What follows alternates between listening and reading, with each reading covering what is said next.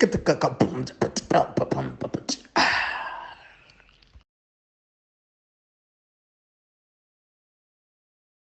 everybody, guess what? We are back. This is African Frame Podcast. I'm not alone as usual. I am with Rob Sibeko, a writer, director, screenwriter, a genius of note, even though he's gonna deny it. I have another genius, Buckmeister Cul from Meister Geek Media and Buckmeister Cul Reacts. He is also an author. He has 3 comic books out actually on Webtoons. One of them is Black Panther versus Kang. It's getting great reviews, great numbers. Do check it out. He also has Black Fist, and the other one is I keep forgetting the other one. Neon Wave, but like Neon. like the thing is I haven't worked on Neon Wave so for a while, so it's not your fault. They've been on hiatus. It's like Hunter x Hunter type, some Yeah, Togashi stuff. If anybody's looking for those 2 series, I'm so sorry. Okay, so guys, we're gonna be doing something different again. This time around, we're gonna be ranking the 100 best films of all time according to Empire magazine.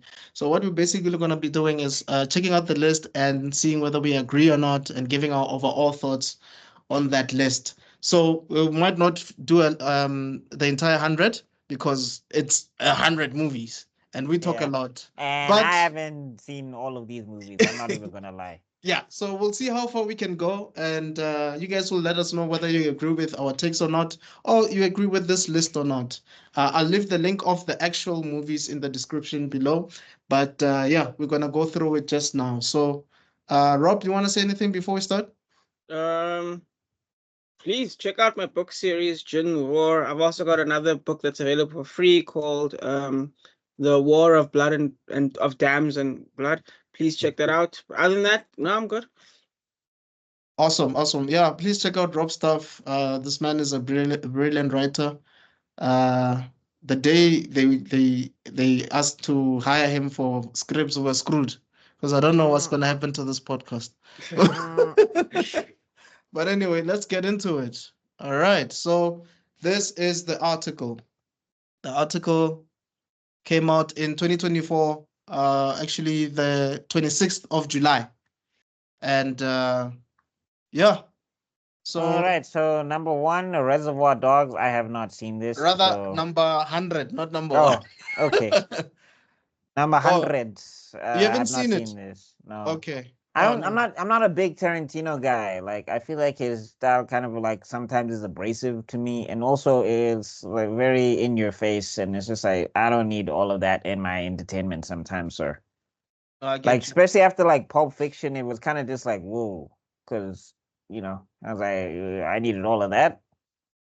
I Okay. think Rob and I are the complete opposite of you in this regard. But Rob, what do you think? This is number 100. I think it, as far as I know, it's the only Tarantino movie on the list, if I remember correctly. So I think Hateful Eight should have been here instead. If it's the only Tarantino movie, no, it's not. It's not actually. Inglourious Basterds is in this list. So I think I'm surprised Pulp Fiction didn't make it though. Yeah, I'm also very much surprised. There's actually quite a few movies that should have been here. Django should have been here. Yeah, But I think in terms of, because I think Tarantino is the king of dialogue. I think his wordplay is fantastic.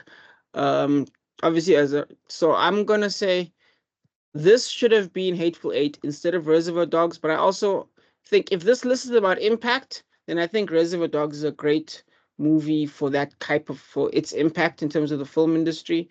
yeah. And also, it's a great use of a bottle. You know what a bottle episode is? Yeah. Okay. No. What's a bottle episode? It's basically a TV series. What they'll do to save money is they'll put the whole episode in one location. All So right. yeah, and this thing is basically one location. And I think when you're using no money and you have to make something, it's one of the best things to ever be made with no money. So yeah, Yes. so it's great. Wouldn't be on the list. Favorite moment? Well, the ironically the restaurant scene is fantastic. The more also the twist of the policeman. I'm not going to go into the policeman twist of what it is, Yeah. but let's just say that twist is fantastic as well. It's my favorite moment. All right. Does it deserve to be 100 or should it have been? I think it should have been Hateful Eight. I think that was slightly better, but so I'm gonna say no. but it should be like 101 or 102. All right. Okay, cool. For me, I think it deserves to be here, but I don't think it should be number 100. I Mm, think maybe it should have been somewhere around the 50s. I'll tell mm, you why. Like you said earlier, this film, it changed a lot, especially if you were to look at some of the stuff that was coming out in the 90s. Some of it was very cheesy, some of it was recyclable. Um, like it was just cop movies or comedy movies for the most part. That's why some of us were just loving Asian movies at a point. mm. But when this came out, man, it was amazing. Steve Buscemi's line about tipping, Tarantino's line about Madonna's like a virgin, like his own interpretation of it, being done on a shoestring budget, having Harvey Keitel to come and also fund this film. It was amazing, man. That whole iconic song, great, great, great. And I think it really introduced us to Tarantino as a director because before this he was a screenwriter, right? Mhm. So we understood that this guy is brilliant at Wait, what he did this does. drop before Pulp Fiction or after? Yeah, Before, before. This is his first Oh, movie, this sort is of. his first movie. Yeah. oh, okay. Yeah, and also I guess you could say Tim Roth also probably gained prominence from this film. Hmm. Because I don't think a lot of people knew him before this. I could be wrong, but I think this is the movie that probably introduced him to the Yeah. American market on a larger scale. So yeah, it's amazing. Michael Madsen is also brilliant in it, and Sean Penn's brother is also brilliant in here. So it's a great movie. Favorite moment, like you said, also is this moment, and also the warehouse Mm, third act is brilliant in my opinion. So absolutely. yeah, I agree that it should be on this list, but I don't Hmm. think it should be 100. All Yeah. right. Next film, Groundhog Day. I haven't seen this one. I haven't seen this. Oh my God, you guys are missing out on such a great movie. And then I guess I'm soloing it. Yeah, This yeah. movie is a flippin' masterpiece because it's so simple, but at the same time it hits so deep. Because for those who don't know what this movie is, basically it's Bill Murray, his usual sarcastic douchebag self. Mhm. Um, if you watch any Bill Murray movie, he's basically that. At least throughout the first act. And then what ends up happening is he's living his day doing a event. He's like basically, I almost want to say Don Lemon, but he's a washed out journalist. Mhm. Um, no one really cares what he thinks anymore, and he's got like this little tiny gig that he has to just earn some money from, basically, right? So he's a Where news anchor. basic, well, journalists, those All guys right. who are like on the field journalists, basically. Okay. Um, and there's this girl that he's in love with that's basically his producer. Um, Well, at least no, let me rephrase it. It's a girl he wants to bang. He's not in love. He wants to hit that. You Right. know what I mean? Right. And then he goes to bed thinking, okay, this horrible. By the way, Groundhog's Day is a real event that happens in America. Basically, the groundhog is a type of, I want to say mole, but when it comes out during the summer special day, if it comes out and stays outside, it means there's, like it says, there's 6 more weeks of winter, and if it doesn't come out, sorry, if it does come out, then the winter is over and then summer comes out earlier, basically. It's like an old farming tradition that actually does exist. So now, yeah, he doesn't want to do it. He wakes up and then he realizes he's doing the day again. And Right. he just keeps going over this same day. He even tries to give up on life and tries to kill himself. And it's like, nope, reset, reset. This is the OG reset movie. Is this the movie that started the trope of this whole Basically, waking yeah, up every yeah, day thing? All right. basically. All right. Hmm. Um, that's how big this was. So big impact. And some people actually say it's got a big Buddhist thing, but I think that came on later. But absolutely masterpiece. I think it deserves to be on this list. Absolutely. Yeah. Does it Oh, it's deserve to like be number 99? on some samsara stuff. Okay. Yeah. Yeah, because it's like the way he evolves basically throughout every repetition. But yeah. Basically it Does it deserves to deserve be to on be this number list. I think it 99? deserves to be higher. I think it is I think we need to put it on our movie list, definitely. I think it deserves to be higher. Maybe Okay. about 40, 50, where you put Reservoir Well, Dogs. seeing how you spoke about this movie and seeing how the other movies that are coming next, I'm just like, Mhm. yeah, this Empire list is kind of. But It's all anyway, over the we'll see. place. Yeah, we'll Mm, see. It's all over the place. yeah. Favorite moment? Um, I think the part where he realizes he can't die, and he basically there's this part in Ben 10 where like there's this one character who he's alive for so long that he goes insane, and then he's like he gets tired. He's alive for so long that he gets tired of being insane and becomes normal again. That's basically something. There's a scene like that here. Oh wow. So yeah, that's my favorite section. All right, cool. Cool. And then the next one is Paddington 2. Guys, Paddington, I'm familiar with the series, the animated TV series. I don't haven't know seen the either of film. the movies. I've seen some of the clips from some of these movies. They're highly rated, but like yeah, Paddington kind of missed my radar. Yeah. Again, Yeah. but the thing is, I'm not a person who's like always just going to the theater. Like I try to catch because hey, theater money is Yeah, it is. That's true. It is. But though I will admit it's expensive, but it's sometimes worth it. Some of these performances are amazing. But Paddington was like Postman Pat in the past, you know what I mean? Yes. It was on that time period or that kind of same level. And Noddy and Noddy, Postman Pat. What else? Minamu. Yeah, but Minimus South. No, I don't think it's South It is African. no, it's South African. Is it South African? Yeah, it's 100% South African. Yeah, but those kind of children programs, basically. Yes. Sooty and Company and all of that. Yeah. Exactly. I oh, think and Curious KTV. George. I think Curious George came much later. I think this Yeah. yeah.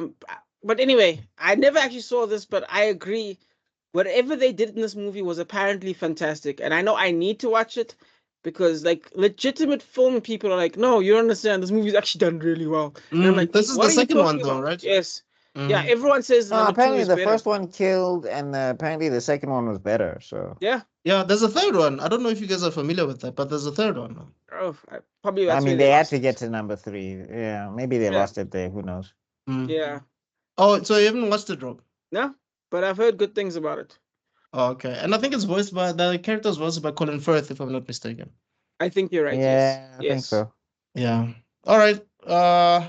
You see, this is the movie that I've always wanted to watch, but never got to watch. It's always on every, like I'm sure in every list of best movies of all time, it's there.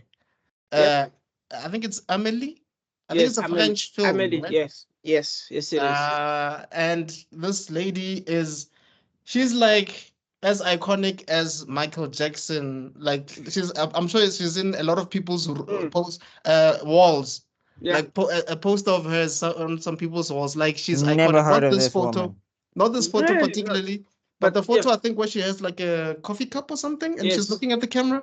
Bro, that particular photo is everywhere. Does But she have anyway, a song? I haven't seen it.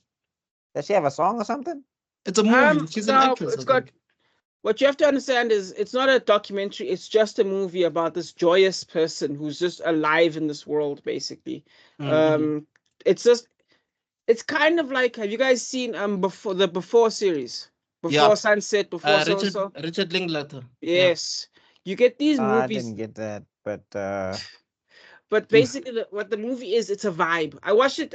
I was too young when I watched it, I think, but I remember this standing out as it being an absolute vibe. My sister was the one who really watched it, and I was like a kid. But yeah, we both loved it, and it's just pure vibes, if that makes any sense. Yeah. Okay. I do know because that was not what I was thinking when I saw this picture. I was like, "Oh, this must be some depressing French film. Oh, somebody's getting murdered on screen." It is literally the opposite. It is some woman, grown ass woman enjoying life like she's a kid or something like that. Have you guys watched what's the series again? Atlanta. Yes. Yeah. There is a season where Zazie Beetz portrays this character. The entire episode, she speaks French. That entire episode, she has a boyfriend, a white guy. Her friends come through. She steals like a scooter. She goes to this place where I think they were selling drugs. I don't know if you guys have seen that episode. Like when I saw that episode, I kind of fell off on season 2 of Atlanta, but okay, it felt like a parody of this movie, even though I haven't watched it. We're talking about even her hairstyle was like this. Yeah, just we're talking about Childish Gambino here, who basically spent years on 30 Rock and spent years on Community. And those are movies, I mean, those are TV shows that are basically photographs of the entire movie industry, of the entire film industry. 100%. Yeah. So him doing stuff like that, and he's done multiple parodies. The Michael Jackson one. The goofy one. You remember the goofy movie one? Yes. So absolutely. So this guy is so yeah. I could imagine him doing that. Absolutely. Mm. Where I'm sure his fellow people would be like, "What are you even talking about? What is Amelie?" Do you know what I mean? Right. And then, but him being like such a movie buff, being like, "No, you'll understand. You'll feel it anyway." I can imagine him doing that. So, Rob, do you think it deserves to be on this list? I think it's fine where it is. I think it's so iconic that it not being on, it's like the Andre 3000. You know, like every single rapper ever seems to just have Andre 3000 on their top 5 list. Right. And you're like, but you guys like rap hardcore. Why is Andre 3000 there? Do you know what I mean? Right. I feel like it's one of those vibes where, yeah, no, it would be strange if it wasn't on your list. Because it does the whole vibe so well. Do you have a favorite moment from it? Like I said, I was too young to remember. I can only remember the vibes. Does it deserve to be higher or it's Nah, fine? I think 97 is fine. All right. Brokeback Mountain. This one I've seen. I saw where they make out in a room once, and I was just like, I don't think this is for me. And then I just kind of pieced out. So I know nothing about this movie. Same. I love these actors so much, but yeah, I even love Amelie. Fun fact. Jake Gyllenhaal actually auditioned to play Batman before Christian Bale was finally, I guess you could say. Oh God, the shippers would have gone crazy. Oh my God! Imagine watching a film where the Joker and Lord. Batman. Oh Lord, the fanfics, the fanfics would have gone wilder than before. Oh my God. This picture would show up with Batman and Joker whispering in Batman's ear. Why so serious? And also, like, they had hot wives in this movie. Like, Heath Ledger, I think, was with Michelle Williams, and Jake Gyllenhaal was with Anne Hathaway. Like, but hey, I don't know. Hey, Muna, the swings weird ones.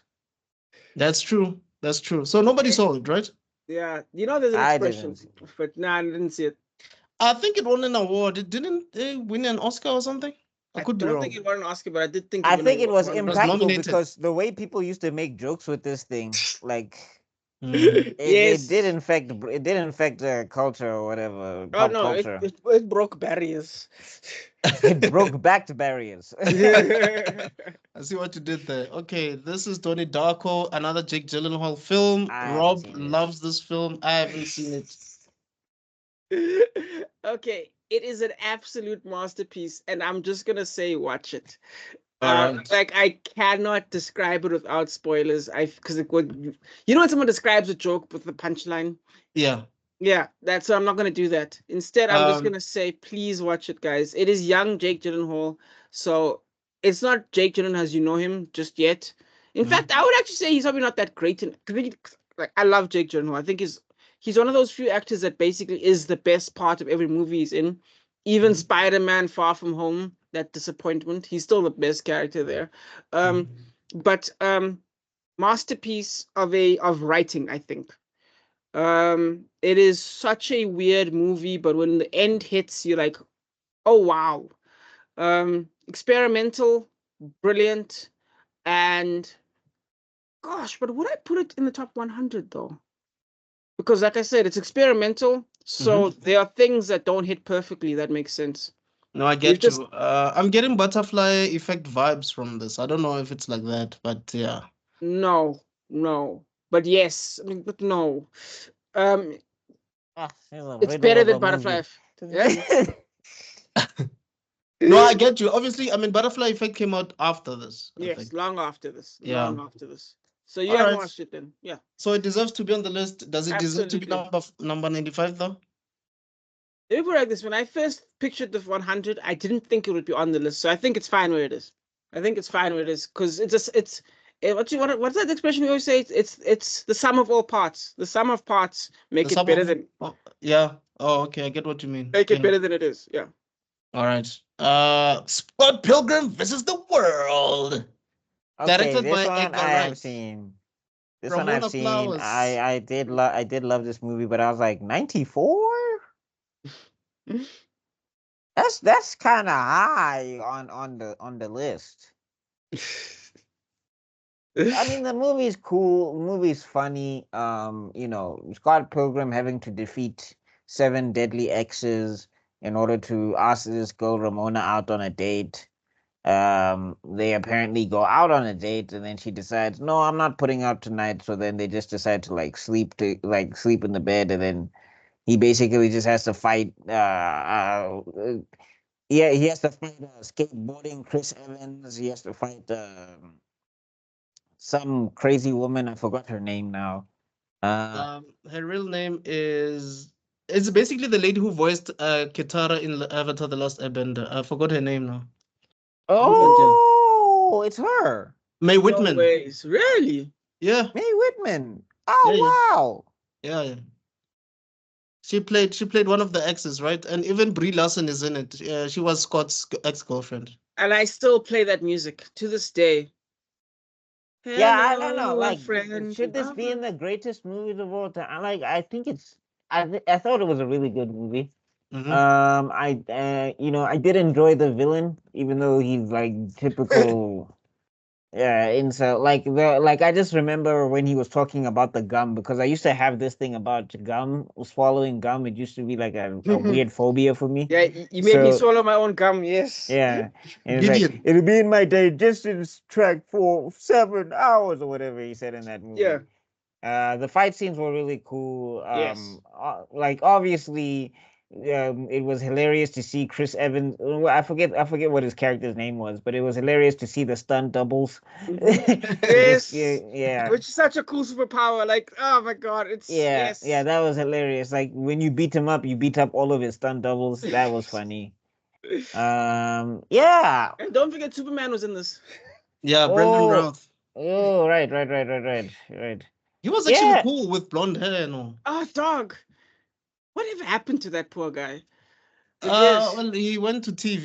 He did like DC's Legends of Tomorrow. He was also in a film with Carrie Ann Moss and Samuel L. Jackson. I think it was called not Unbreakable. I think it was Yeah, not Unbreakable. no. I think it was Unbroken or something like that. Where they were trying to get like this terrorist, this guy who like planted bombs in different spots, and Samuel L. Jackson was like this torture guy who was torturing the guy because they got the guy early on. Who was he in that? Unspeakable. The word you're looking for is unspeakable. Is it Unthinkable? No, okay, it might be unthinkable. Yes, not unspeakable. Unthinkable. It's going through the whole thesaurus, but yeah, It's unthinkable. Yeah. I think I He's know the not in movie you're that. talking He about. was in there. He was like It's an literally investigator. unthinkable. He was like one of the lazy investigators that Carrie Ann Moss used to push to like help find information about something. He was the Just a small character then. 'Cause the fact that I literally forgot he was in that movie is crazy. Yep. But sorry, Buck. He was still saying? Yeah, you were still going, bro. Yeah, I also like the chemistry between the two main leads. What's this? Why am I forgetting his name now? Michael Cera. Michael Cera. There we go. Yeah, his name is even on screen. Michael Cera was like this role kind of fit Michael Cera. Well, the way Michael Cera was acting around this time, because like they'd put him in other things and he'd feel off. Like I remember he was in the Musketeers or something, and I was just like, "This is Why would he be there?" I think he was in the Musketeers or something like that. They did like a Musketeer remake, and he was there or something. Or maybe I'm Mandela affecting myself, but there was some movie I watched him in, and I was just like, nah, this is not. And then I watched this, and I was like, oh, okay, this kind of fits. And everything. Very anime. Like I think this would like if they ever do live action anime, this is kind of like the format they're supposed to follow. Because this does the whole speed lines and hyper fighting and all of that Split stuff. screens and all of that. Yeah. It did all of that stuff pretty well. The cartoon that came out on Netflix apparently is no good, so I'm disappointed by that. Heard that as well, yeah. Yeah, but I don't know. 94 on the greatest 100 movies. I feel like there's movies I've enjoyed more than Scott Pilgrim. Like I would put Incredibles over Scott Pilgrim. So I don't know if I would include it Agreed. on this list. Do you have a favorite moment? Favorite moment? It would have to be okay, favorite moment. It would have to be the Chris Evans character when he decides to kill himself by like grinding down the hill in order to prove a point to Michael Cera's character, because Michael Cera was losing and then I forget, Scott was losing because it's Scott Pilgrim. Scott was Wasn't losing he and like then, Lucas Lee? Wasn't it his name Lucas yeah, Lee or Lucas something? Lee or something. Yeah. And basically he was like, I challenge you to do something crazy. And then he does that. And then basically that's how Scott won the fight, is by challenging him to do something so stupid and ridiculous and appeal to that dude's ego. Yeah, because hand to hand he was not winning at all though. They were No, showing I him mean, he was fight. fighting. It was like fighting Naruto, Chief. Like you jumping, like you ain't jump by 50 people. It was great. Yeah. All right. But I don't know if I would put it on the greatest 100 list, and I don't know if I would put it at 94. If it would be on the list, maybe to be 102, 103. All right, Rob. It caught you by surprise. Okay, first of all, I think it's definitely Edgar Wright's top 3. I think it's Hot Whoa, Fuzz. wait, have you forgotten the Cornetto trilogy? Yeah, I enjoyed Baby that both, Driver? and I enjoyed Baby Driver, but I think this is better than those ones. Scott Pilgrim waxes Baby Driver, because I've seen Baby Driver and I was Yeah. just like, this is fine, but like it's kind of all like it's kind of weird, like it's kind of, and also like what's this? The guy's kind of got like a superpower thing going on with the driving, not Fast and Furious or whatever. It's not that ridiculous at all, but it is just like everybody really depends on this guy's driving, and I'm like, none of you have licenses. Like he's the only. Well, the point is to get away, to be fair. But I know, but I'm just like he's the only guy that you've got as a getaway guy. If he gets caught, you all in trouble, most. But no, Pilgrim was way more fun. Pilgrim had a lot more variety, and Baby Driver, once you get like halfway through the movie, you kind of know what it's about. Whereas with Scott Pilgrim, even though we know the premise, they take it to such ridiculous extremes that you can enjoy it the entire way. Yeah, fair enough. But anyway, the point is, in my top 3 of him, it's Hot Fuzz. Yeah. Then it's Scott Pilgrim. Fuzz was good. Yeah, it was fantastic. And then Shaun of the Dead. In fact, Shaun of the Dead first. Then Hot I agree Fuzz. with you. Shaun of the Dead has to be number 1. I haven't seen Shaun of the Dead yet. Oh, bro! Oh my God! If we review Shaun of the Dead, you have to jump on. Yeah, you're cheating it's yourself, one of the bro. best. For me, it's Edgar Wright's best film, bro. Okay, all right. Yeah, it hits Let zombies. me know when we're doing that. Yeah, it hits zombies the right. It gave zombie movies a punch in the gut. It was fantastic. But yeah, I don't.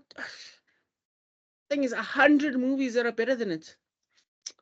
Ooh, that's a tough one. Okay. First of all, favorite scene is the male scene.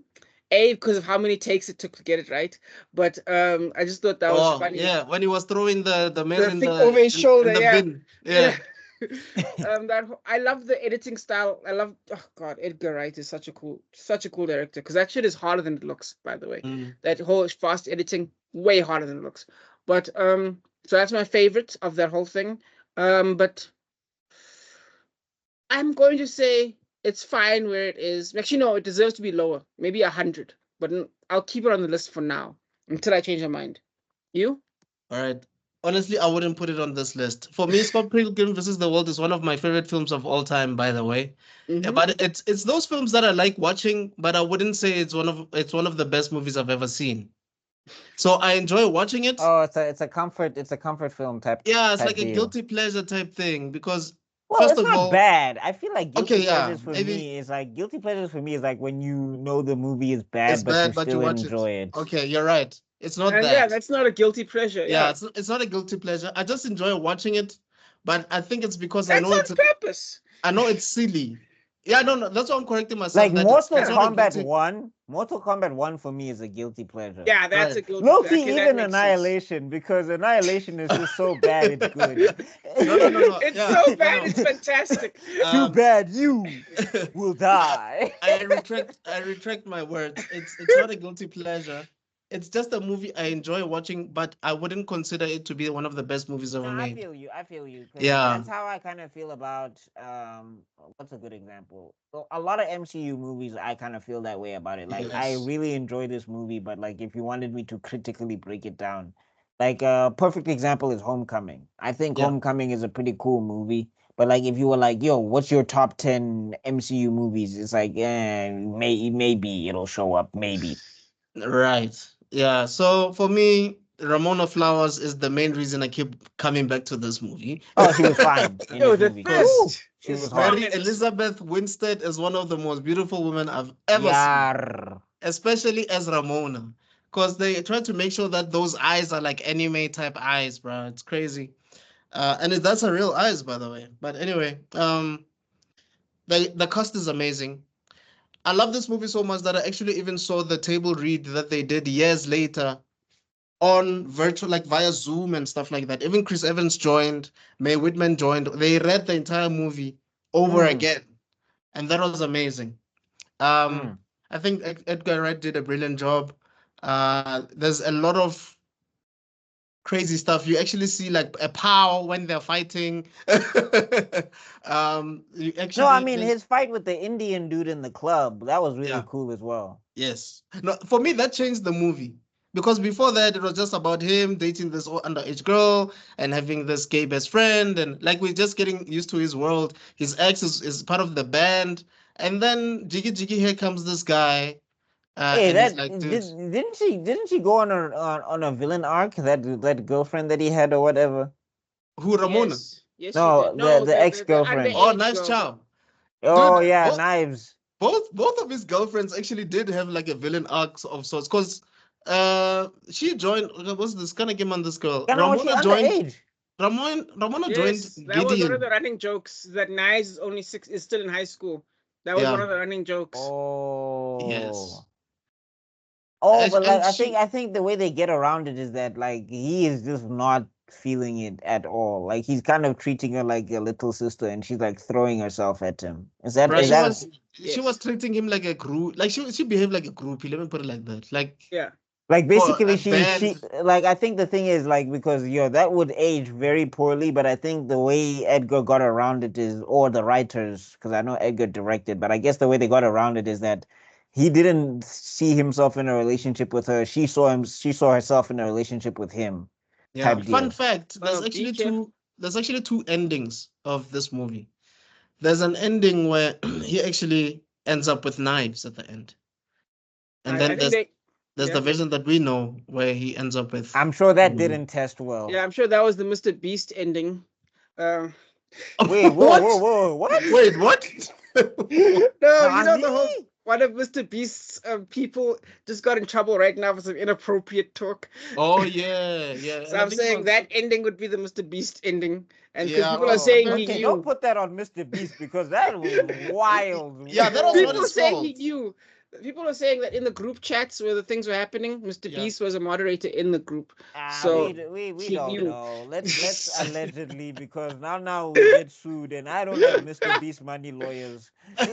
Yeah, Hey, no. you can- Allegedly. Everything Rob said, allegedly. We Yeah, don't he's know. gonna take back the wells, guys. We're he's South gonna- Africans. We need those Anyway. wells. I am an African. Anyway. Yeah, I said it doesn't. I don't think it deserves to be on here. Yes. Buckmeister said it shouldn't be 94. Maybe it should be like 90s, 100 and something.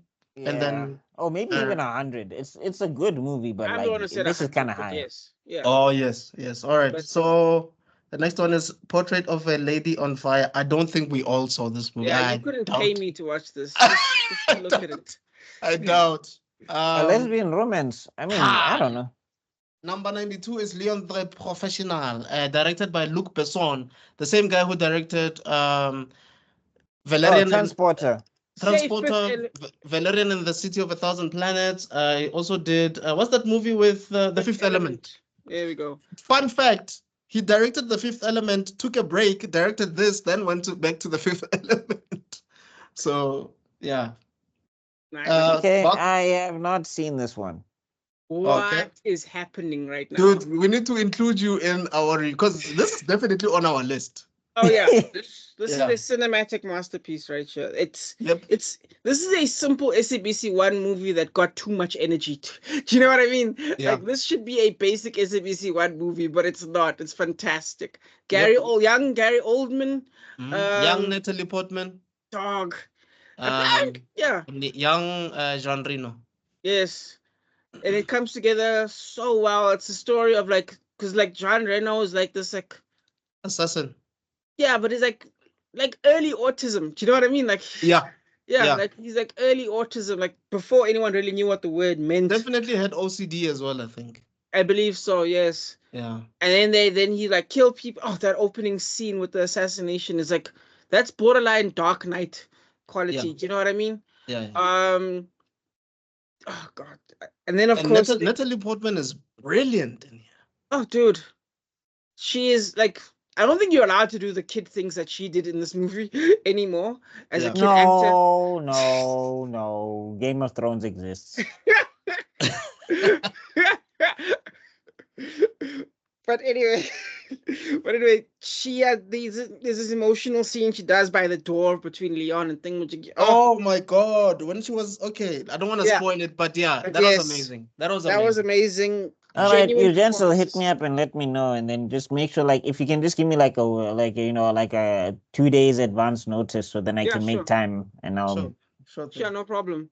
But and I'll jump on it. 100%. Jean Reno's best movie. Yeah, it'd be unfair to say Natalie Portman's best movie because there's also V for Vendetta, but definitely up there. And Black Swan. Of course. You didn't like him, and you don't think Godzilla was his best movie? Let's try. Oh, thank you very much.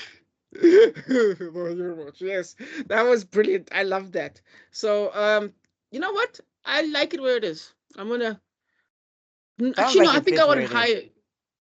Yeah. Okay. I think we need to be clear. By higher, what do you mean? Do you mean like maybe lower on this list? Maybe 80 on the list or 70, somewhere there.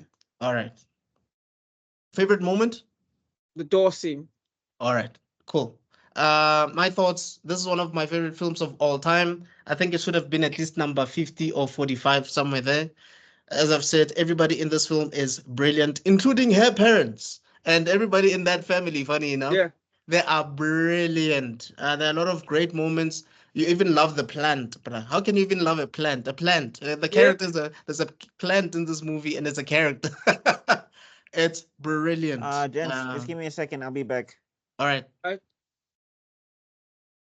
One of my favorite lines in this movie, Rob, is stop saying okay every time, okay? And she's like, okay. Well, yeah, or the classic meme of who should I bring? Everyone. Yes. Oh, when she's singing like a virgin, and he's trying to like get the clue, but nothing is coming. But you get the feeling that he's gonna get it, but he doesn't get it. Yeah, man. It's really a brilliant film.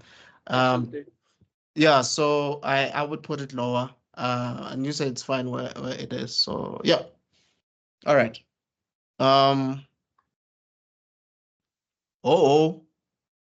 I feel bad that Buck isn't here for this one. Number 91 is Logan. I think you can start. I'll follow you, and then Buck will be the last. I think it should be lower on the list. It should. I have mixed feelings. I don't know if it should stay, but you know what? I'm gonna say it'll stay on the list, and I'll keep it in the. It needs to be ahead of Scott Pilgrim. So you know what? I'm gonna, but definitely behind the Professional. So I'm gonna say behind the Professional, definitely, but ahead of Scott Pilgrim. I should actually be writing some of this down because that's actually interesting. But definitely, way away from Groundhog's Day. So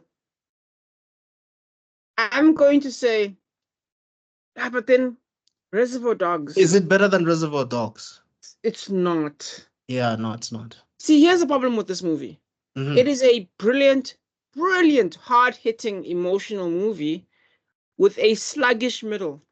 It's got a fat belly. Right. You know what I mean? In that middle section. And I feel like it's unfair to compare it with movies that don't have a fat belly. The Professional doesn't have a fat belly. Scott Pilgrim doesn't have a fat belly. Reservoir Dogs doesn't have a fat belly. Do you know what I mean? They Right. don't have slow middles. Mm. Do you agree? I don't want to lie to you. There are certain X-Men films where I would watch in one viewing and I would enjoy each and every moment of it. This was one Yeah. of them. Okay. And when I saw this, funny enough, way before this Deadpool 3 came out, for me to watch it and enjoy it, I had to make it make sense in my head. And I told myself, this is an Elseworlds film.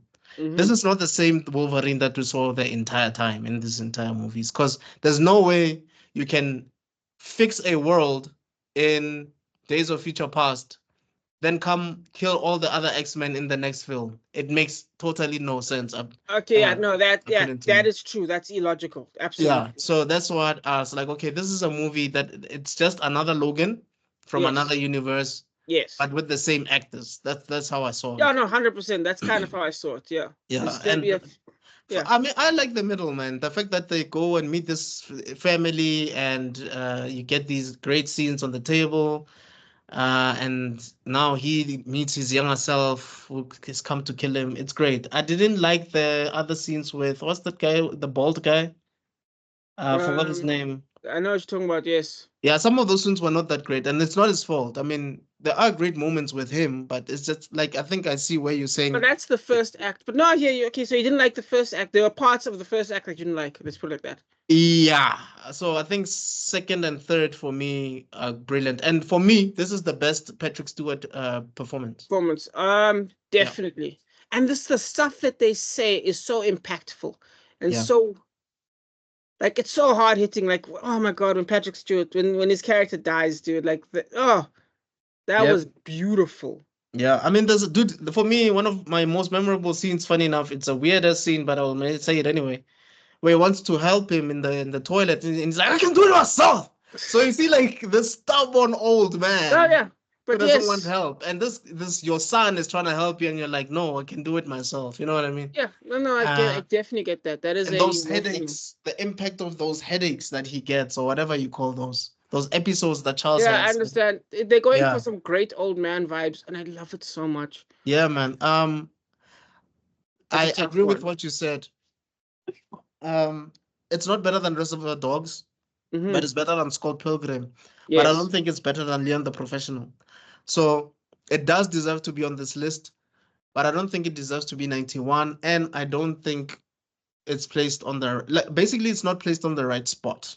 Let me Yeah. put it like that. Yes. It's not placed on the right spot. Yeah. Do you know what I think it is? Do you know? Yeah. Do you know like in ice skating and all these like events, what'll happen is right. There'll be these like like they'll do like a run and there'll be these great moves in a run, right? And then as long as no one falls, no one stumbles, it's a perfect like 8 out of 10, 9 out of 10. You know what I mean? Right. But then every now and then you get like this one guy who like stumbles and falls, but he does a move that's so flippant incredible that it ends up giving him a high score anyway. You know what I mean? Right. And I feel like some of these scenes are so incredible. I almost feel bad giving it a lower score.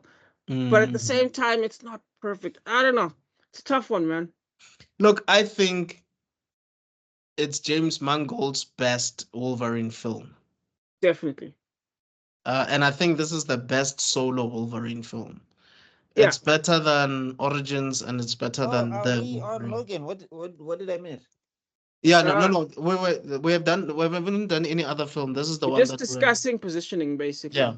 Sorry, I think it's a top 10 Marvel movie, but it's not a top 10 ever movie. It's not even a top 80 ever movie. Right. So it's a You tough think one. so? What do you think? Yeah, what do you think? Well, I mean, again, seeing this movie, I was a big Wolverine fan growing up. I still am a Wolverine fan. I don't like it when he's with the X-Men. I usually prefer it when he's solo because whenever he's with the X-Men, he's the worst version of himself in the comic books. So I usually enjoy his solo stuff a lot more. This one, okay, for one, it is a brilliant movie. I think it's a really good movie. Mhm. I think it captures like a lot of downtrodden, like if you like depressed Logan, which he has a lot of that stuff in his comic books, this captures that pretty well. I think it's one of the best performances Hugh Jackman has ever given as Wolverine or whatever. I like his dynamic with Daphne Keene and all of that stuff. The villain in this is also pretty cool as well. I mean, the nerd in me, the comic book nerd in me, was annoyed that he had adamantium poisoning. That Well, was I just mean, a they did explain it a little bit. yeah, but it's just when you. But the thing is, yeah, it's just me cross referencing my comic book knowledge Yeah. and the movie, where I'm just like that doesn't work. But Yeah. anyway, Fair enough. Yeah. Fair enough. But anyway, yeah. Had some pretty good fight scenes. And some interesting stuff. Like when Professor Xavier is losing it after those military guys tried to like break into the house and kill them, and like Wolverine has to like stab everybody in slow motion. Like as slow as that was, it was kind of interesting visually to watch. Yeah, okay. Dialogue also was pretty good in this movie. Like I think I'm definitely putting this above Scott Pilgrim. So like Scott Pilgrim made the list for 100. This for me would at least have to sit at. I mean, I'm never gonna watch it again because it's depressing as hell. But this one for me would at least have to sit at like 70 or something like that. Right. 70, 75. Do you have a favorite moment? Favorite moments? Well, it's not a movie of favorite moments, but what's a good one? Hmm.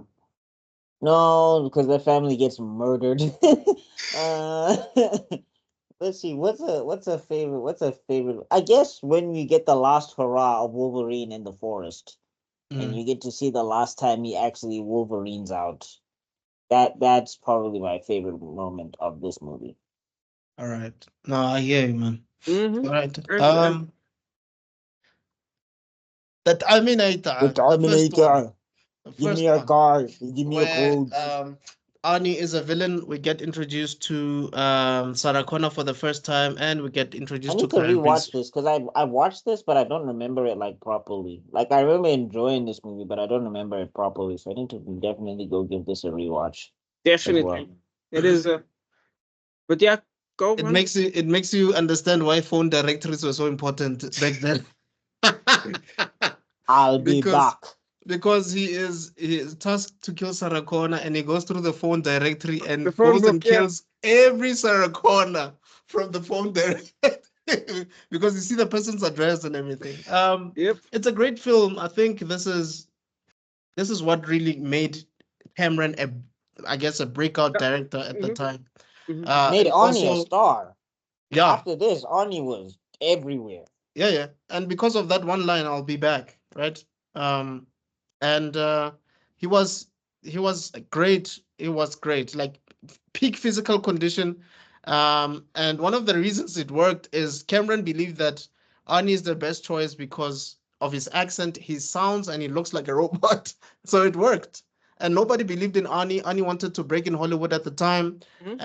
He did Conan, but I don't think it was as iconic as it should have been. He did Hercules, and when he did this, oh man, he became a household name. And then I don't know So how he got it so wrong or how they got it so wrong in Batman and Robin because it's just like you've been a robotic figure before. Why are you not doing the same thing as Mr. Freeze?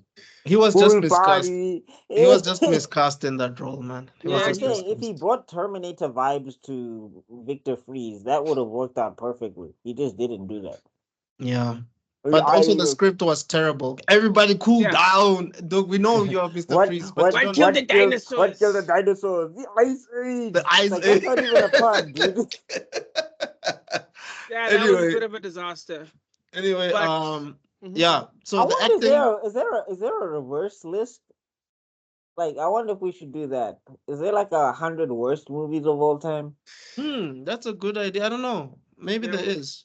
Catwoman. Yeah, I've heard Fantastic Four by Josh Trank. But yeah, Oh, well, Fantastic, yes.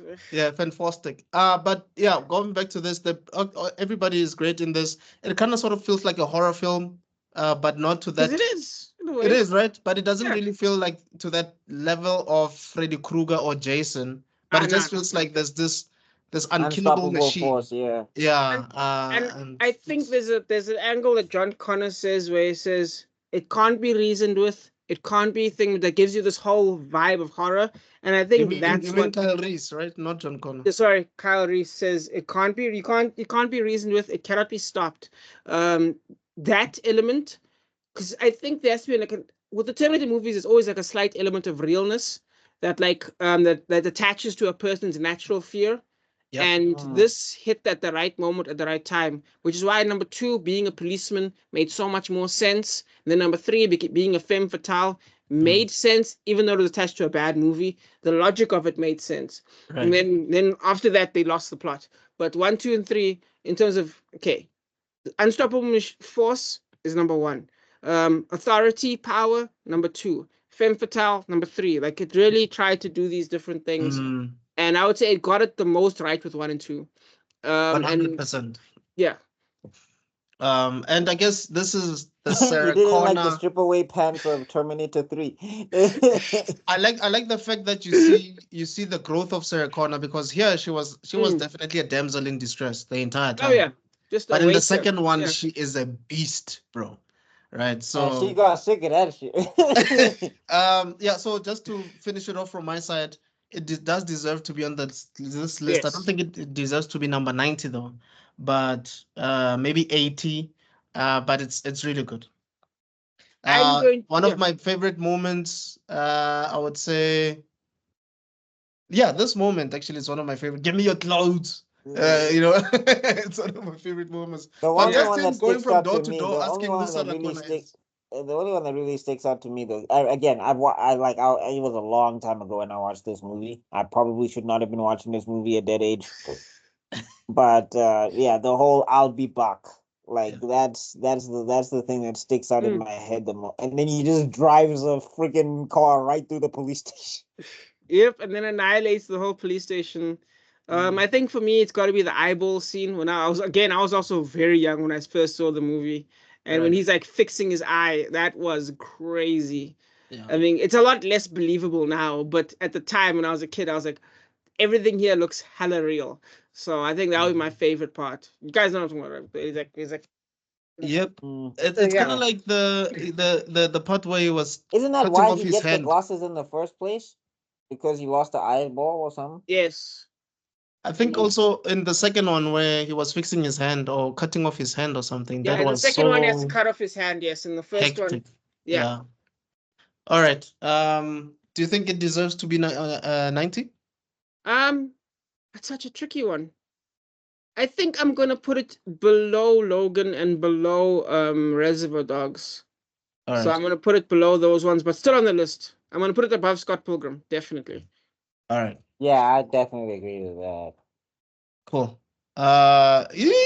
This is one of Rob's favorite films. This No one Country I have for not. Old I've Men. only seen. Flippin' I've only seen masterpiece. clips. I've only seen clips of this one. I have Javier not seen the Bardem. movie.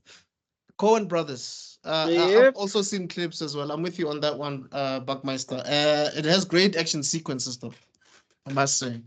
Okay, but here's the thing, though, right? It doesn't really have like traditional action sequences are not what you see in this movie. They're very non-traditional. In fact, one of the characters, I'm not gonna say which one, dies off screen, and you're like, weren't we following you? Like, you know what I mean? Right. Like it's fascinating in that you think it's all over the place, but it really isn't. And it's shot beautifully by Roger Deakins, of course. The Coen brothers are, of course, geniuses in writing.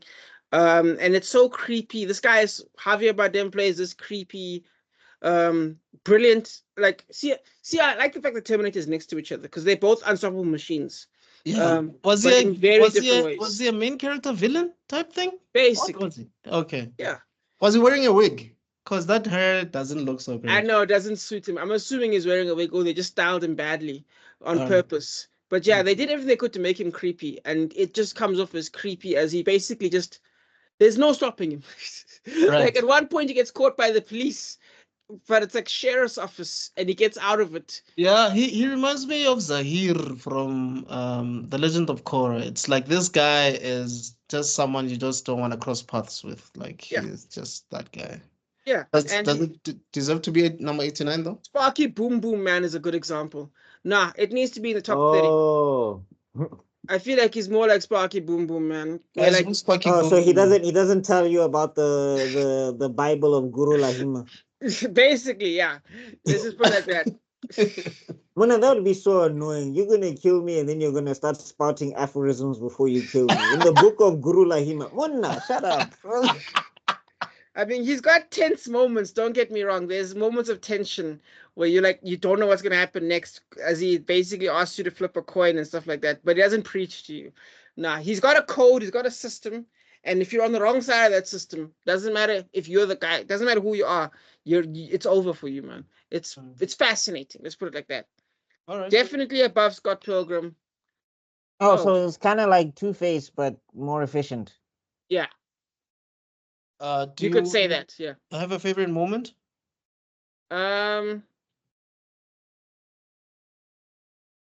The whole movie. The whole movie, dog. Okay, no problem. Yeah, sorry, the power just went out of my area. Okay. Oh. It's fine. I'm using my UPS. would it be fine? So Should we continue? Yeah, let's continue. Alright. yeah. So just quick one. Its place on the list, 89. Cool with it? Yeah, 89 is fine for me. All right. Alright. Oh, Titanic. Oof. Directed by James Cameron, probably one of the most expensive films ever made at that time. I Yeah, think at that time, had yes. like 200 million or something budget. Yeah. Yeah. Kate Winslet and all Leonardo that money, DiCaprio. all that money just to kill her side piece at the end. Kate and Leo had moments where they just really felt like they should just not continue with this film because of some heavy stuff. I mean, No, Kate didn't Winslet almost drowned twice in this Yeah, film. like I was like that's like sorry, we just gotta take a pause here. Hollywood, stop being weird. Like Tarantino came out the other day and he was just like, "Oh, fake guns is like having digital erections in a born." It's like, dog, no, no, no, no. We know what guns look like. We know what guns sound like. Even if they look fake, it's fine. It's fine. Yeah. Anyway, yeah, Buck, do you have any thoughts? This movie annoyed the hell out of me just because when I was watching it at the time, I was kind of in my, F women get money era, I think. And it wasn't really an era like that, but it kind of annoyed me that, like, first off, like, Jack goes through so much for this woman. Yeah. That is Like, true. he's like living in the dregs of society. She's upper class and she's like promising him higher lives or whatever. She's making him draw him. Oh, of course, Kate Winslet was. Oh, that scene, like, my mind went Yep. when he's drawing her. I was just like, I did not see that coming. Funny enough, that's the first scene that they shot in this entire film. Day one. James Cameron, you sly little, like, hey. Hey. Wow. And he's the one that's actually drawing her because he can draw. Of course, not see of that course. coming. Oh, so he's like wild childish Gambino. He can just do a little bit of everything. Damn, that's Yeah, unfair. James is the guy that will help you pick up like some of the set pieces because he's that guy. No, He's but I mean, hands-on. also, I'm just like, you had to do it like that, James. Okay, because Kate Winslet was like, well, she is still hot, but like, yeah, that was peak Kate Winslet.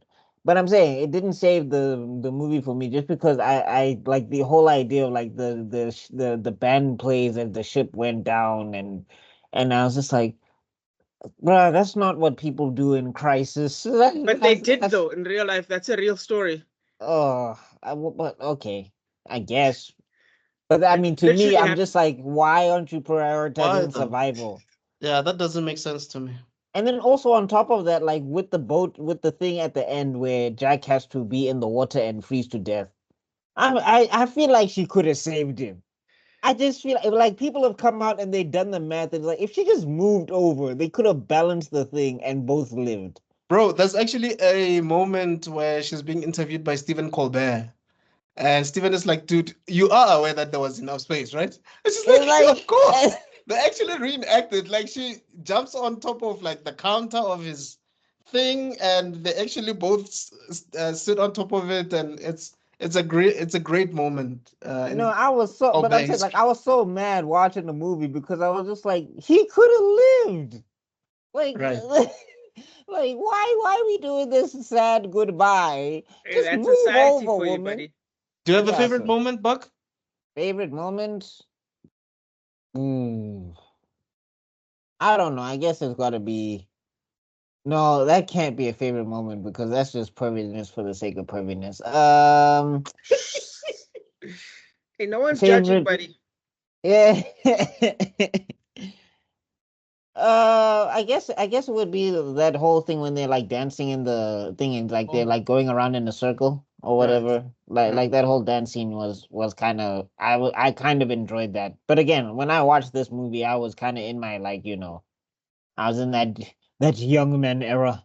So like this guy dying for a chick, it baffled the hell out of me. I was like, dog, if it was me, like even if we together, I'm still prioritizing my survival. Like like as soon as I'm finding out that the boat's going down, I'm looking for the extra boats. Like I'm not trying to have last moment soliloquies and no, I'm looking for boats and we gotta get out of here. We'll talk late.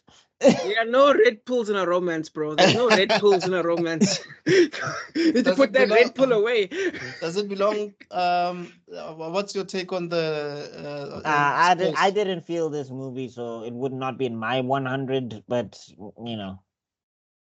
All right. I wouldn't have it on the list at all. Like I think the movies that we've spoken about, but I guess I also go by levels of enjoyment. But I Mm. also just think sometimes the logic in me because I was like Jack was prioritizing this woman over his own safety, and I was like, dog, you've only known her for like half a day or something on a boat. Also, wasn't this film like the highest grossing film for like 2 decades or something? Yes. Yeah, it was Yeah. crazy. Yeah, it made crazy money because everyone Until was like, Endgame came in. Yes. I've never seen water like this. Well, there was a lot of effort put into this, but also No, sorry, not until Endgame, until Avatar. yes. So yeah, James Cameron replaced James Cameron with James He Cameron. broke his Yes, own record. Yeah. absolutely. Which is But crazy because, like, with Avatar, right? Just a side note, I don't get it. Yeah, it's just predictable. I think it's more about the visual effects and just different I storytelling. guess But there's nothing really great about that movie. Like it's because, just like, it's just basically, that okay. dude isn't that dude dead? The well, main character, because like he's just living in an Avatar body, and I'm like, dog, your real body's probably like wasting away. Yep. well, But yeah, anyway, a lot happened there. Basically, the thing is with what you have to realize is that James Cameron was actually very clever with marketing. He realized a lot of blockbusters, right? They come out in summer, Mm. right?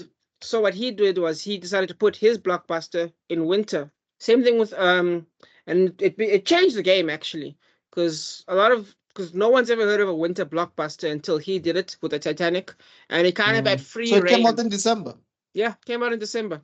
It had kind of free reign over the. That's why Black Panther came out in like February, which actually is a bad. It should have come out in December. I don't know why it came out in Feb. And I think it's wasn't because of this Miss Marvel. Because this of Miss wasn't this Marvel.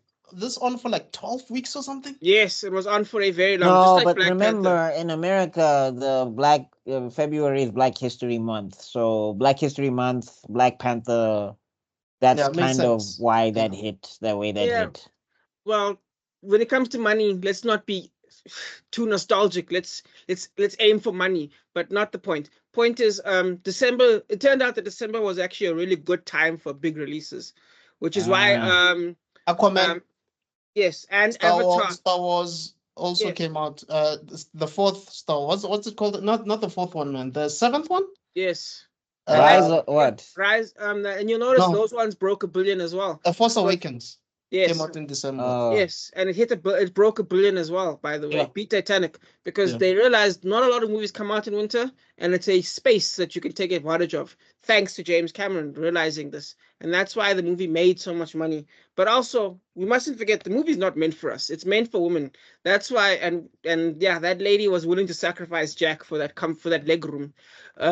You're So- right, because I heard that according to like some stats, Mhm. women or female teenagers have seen this movie at least twice when it came No, out. dude, like for a while, people were like, "Yo, where's my Jack?" And I was like, "There's nobody out here willing to sacrifice. I'm not getting into cold water because you have an attitude." Yeah. I think it was like 5 to 7% of that of women went Yeah. towards this twice when it came out. Absolutely. Absolutely.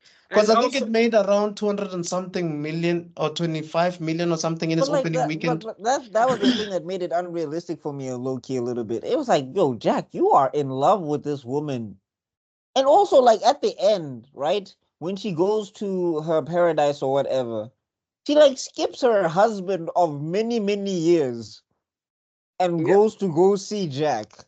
Like that's the person they say that she sees in her afterlife or whatever. And I was like, weren't you married for like decades?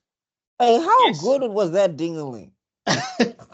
That's the point. That's what romance is. That's what ladies romance Yes. they want. Like I'm saying, basically, like Roy Wood Jr. He's a comic. He's a comedian. He said Titanic is a superhero movie because basically Jack's dingling beat Alzheimer's. That's good. Oh, sorry, Uh, Rob, you were still saying. Yeah, I was basically saying it hit the key romance demographic. And if you think about it, it's a $1 billion romance movie. You've never even heard of that before. James Cameron, he took it because we've discussed about rating movies, about how it's all about hitting the goal. And with this movie, he definitely hits the goal. He was going for something and he went for it and he hit it well enough to break $1 billion and break Billy Zane's heart. That's my. But guys, can you talk about how brilliant Billy Zane is, though? I know he was wearing a wig, but Mhm. Billy Zane for me is one of the best actors ever. Yeah. I know he did The Phantom. He did a I think superhero film in the acting wise, 90s. everybody was on point here. I Yeah. just Oh, yeah. think the story for me was where I was just like, It wasn't meant for you, bro. And for the people it was meant for, it was amazing. By the way, my favorite scene is there's the part where where she nearly gets caught by Billy Zane's character, and Yeah. like basically because like he realizes something is wrong here, and the henchman for Billy Zane, he's like, because they're like, oh no, I saved, she was gonna drown and I saved her. That's what happened. And then they're like, oh, okay, is that what happened? And then Billy Zane walks away and the guy's like, so you managed to save her so quickly that you had time to take off your shoes and your socks and then jump in the water and save her. Is that what happened? Yeah. And then they just kind of leave it like that. That was some deep, like, nigga, you caught. Like, I love that kind of detective shit. So Mm. one of my favorite scenes. Love that kind of shit. Anyway, And one of Develo's favorite actors, the king from Lord of the Rings, he's the captain of this ship, right? yes. oh, Mr. Rohirrim. Mr. Rohirrim, yeah. Yeah. Yeah. Oh For yeah, me, yeah. for The me, Sean this Bean. this movie convinced me that Kate Winslet at the time is the most beautiful woman on the planet. Like when I watched it, because I was a kid, you know. Mm. And you just fall in love with the Rose character, even though when you grow up, you're like, Rose is actually like low-key the villain of this movie. Wunna, Right? But going, yo. Yeah. some of my favorite moments, man, is like when she's looking at Jack from the stairs, right? And he's all dressed up and he's waiting for her. You know, like when she looks back, that's the moment that she thinks about for the most part. And the chemistry here is just amazing, man. Even her moments with Kathy Bates are great. But I think one of the moments that really stood out for me was in the beginning where he was betting. Because remember, he shouldn't have been on the Titanic. Yeah. Yeah. He cheated, didn't he? Or what did He he do? played poker or something. Yeah. I don't remember. And Yeah. bro, just before the ship was going, dude wins, runs, and Mhm. Caught it at the yeah, last second. Yeah. meets one of the most beautiful women ever, and he dies. So Yeah. that's his story arc. But Dog, it's brilliant. he should have lost and stayed off the boat. He would have been fine. it Yep. deserves to be on this list for me personally. Yes. But Just I on wouldn't- impact alone. I wouldn't put it on number 88 though. I think this would be exactly at number 50 for me. Exactly number 50. Oh, higher. Okay. Wow, Okay. higher. Okay. Yeah. So Well, better yeah, than like Scott I said, Pilgrim, I wasn't the target the target demographic, audience. so. Yes. No, because like guys, before this, 200 and something, a budget of 200 and something was unheard of for a Yeah. movie. Well, without being a failure, yes. Yeah. Yeah. Waterworld. And also, like, Cameron had directed what, Piranha 2? You know what I mean? I think so. Yes, I know what you mean. Yeah. So he was not necessarily like the best director out there. Hey, that guy is the Aquaman of directors. He loves the water. How many water movies does he have? Funny enough, Kate Winslet, after she nearly drowned twice, they asked her, would you ever do a water film again? She said never. And then she came in an Avatar 2.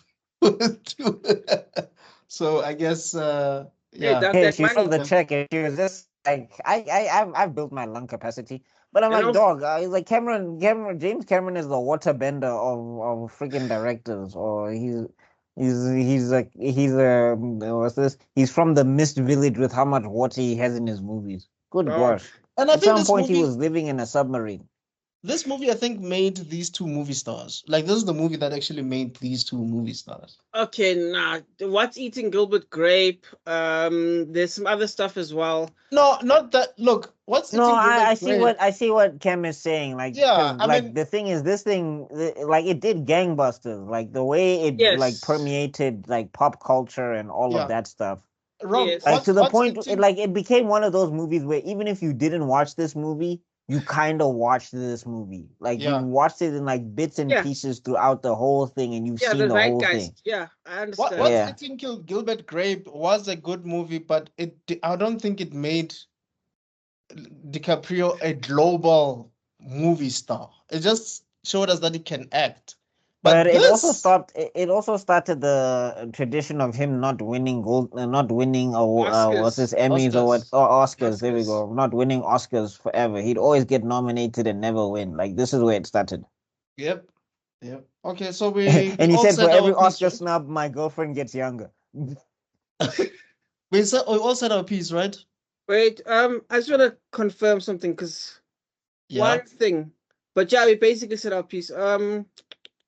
Cause I wanna Titanic. What? Are you checking Leo's filmography? Yep. Cause The Quick and the Dead, Gilbert Grape.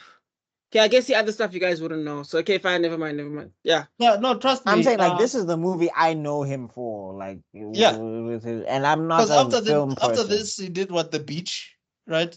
And I think he did Romeo and Juliet before this, or was it after? No, it was before. Romeo and Juliet was before. But it was not a hit. I did not like Romeo and Juliet. But again, I wasn't the target.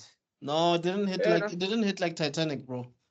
Fair enough. No, but like also that I just the whole thing of killing yourself over your girlfriend killing yourself. I'm like, dog, I'll be sad, but and The Quick and the Dead was nice, but no, fair enough. Yeah. All right, number 87, The Exorcist. Top 25, easy. I haven't seen this one. Yeah, same here. See, I'm not gonna recommend it because it's a complicated movie. Like legitimately, the horror only happens in like the last half an hour, but they establish the horror over such a long course, over the course of the movie. Like it's not like those oh my god, these modern day movies where like, oh, suddenly your head is spinning around. No, she starts acting weird, right? And all these like weird things are happening, right? But the mother is an atheist, so she's like, this isn't happening. And then when she talks to a priest, the priests are like, no, what are you talking about? Don't be ridiculous. So they go through so like you actually go through these individual scenes of her going through psych tests, of her going to the doctor, of her going to the mental asylum, of her doing all these different things. Some M. Night Shyamalan type of treatment. Exactly. It's slow in the beginning, but then it picks up. Exactly. Right. And then before you know it, people are dead and the story kind of ends and you're like, bam, you're like, I don't want to call it a vibe, but in a way, it's atmosphere at its finest. It's a slow-paced thing where there's no. It's borderline. You know, The Conjuring. Like in The Conjuring, no one technically dies. You know what I mean? Yeah. But it's thrilling. So You know what I I mean? just want to say, like, yeah, I get what you're saying, because Conjuring is quite dark. Mhm. But I just want to say, I'm sure this was really something that was maybe unheard of, or like it probably really changed the game in Hollywood, because how do you Yes. write demon possession? I don't Yeah. think there's ever been demon possession like this before. Yes. And the girl probably really, I'm sure it probably got some rave at the Oscars, Mhm. because some of the scenes that I've seen this, like, okay, I've never really seen this movie, but I've Mhm. seen a lot of copied scenes from this movie. Even Days of Our Lives did a storyline about Marlena being demon possessed, and it was a rip-off of The Exorcist. You know what I mean? Yes. But seeing like a character being able to walk on walls like Spider-Man and stuff like that, vomiting, and I don't know who can write stuff like that. That is insane. Yes, but the thing is, you have to remember something. It's so earned. That's the problem. It's that they earn it over time. These other movies, they almost like They feel not- rushed. yes, or like exploitation. Like you're doing it for the action, for the jump scare, like The Nun and all these other Right. garbage movies where they do They this Right. blow weird. the loads. Yes, where it's like, oh, the guy's gonna tense music. Oh, the person's by themselves. We know what's about to happen. None of Mhm. that happens in this movie. And the thing is, it's got, yeah, I'm gonna quote M. Night Shyamalan, but it's got this like stickiness to it, where it stays with you because it hits you with this atmosphere Yeah. of realness of this maybe could Yeah. happen to you.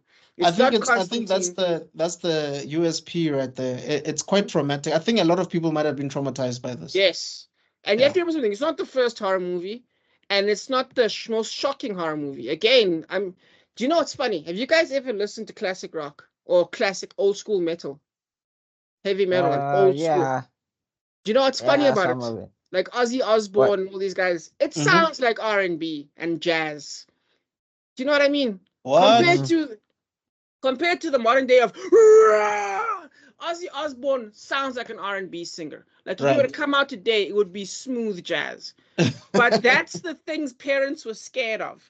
Do you know what I mean? So it's Right. weird to describe The Exorcist because right now it might seem tame, Okay. but I because get of you. its depth, it No, I get you. yeah. It's like if you were to show someone the first Blade film Mhm, versus some of the stuff we're getting now, mhm, people would be like, this is a superhero movie?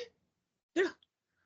And it's so funny because the But tech, hey, yeah. Blade be waxing some of the superhero movies that we got now. Oh, No, I agree. definitely. I Oh, agree with that's you. what he's saying. That's his point. Yeah. Yeah, my point is, because of the multiverses and like special effects, like prioritizing special effects over the story and all of that, Yeah. versus like something as simple as Blade 1.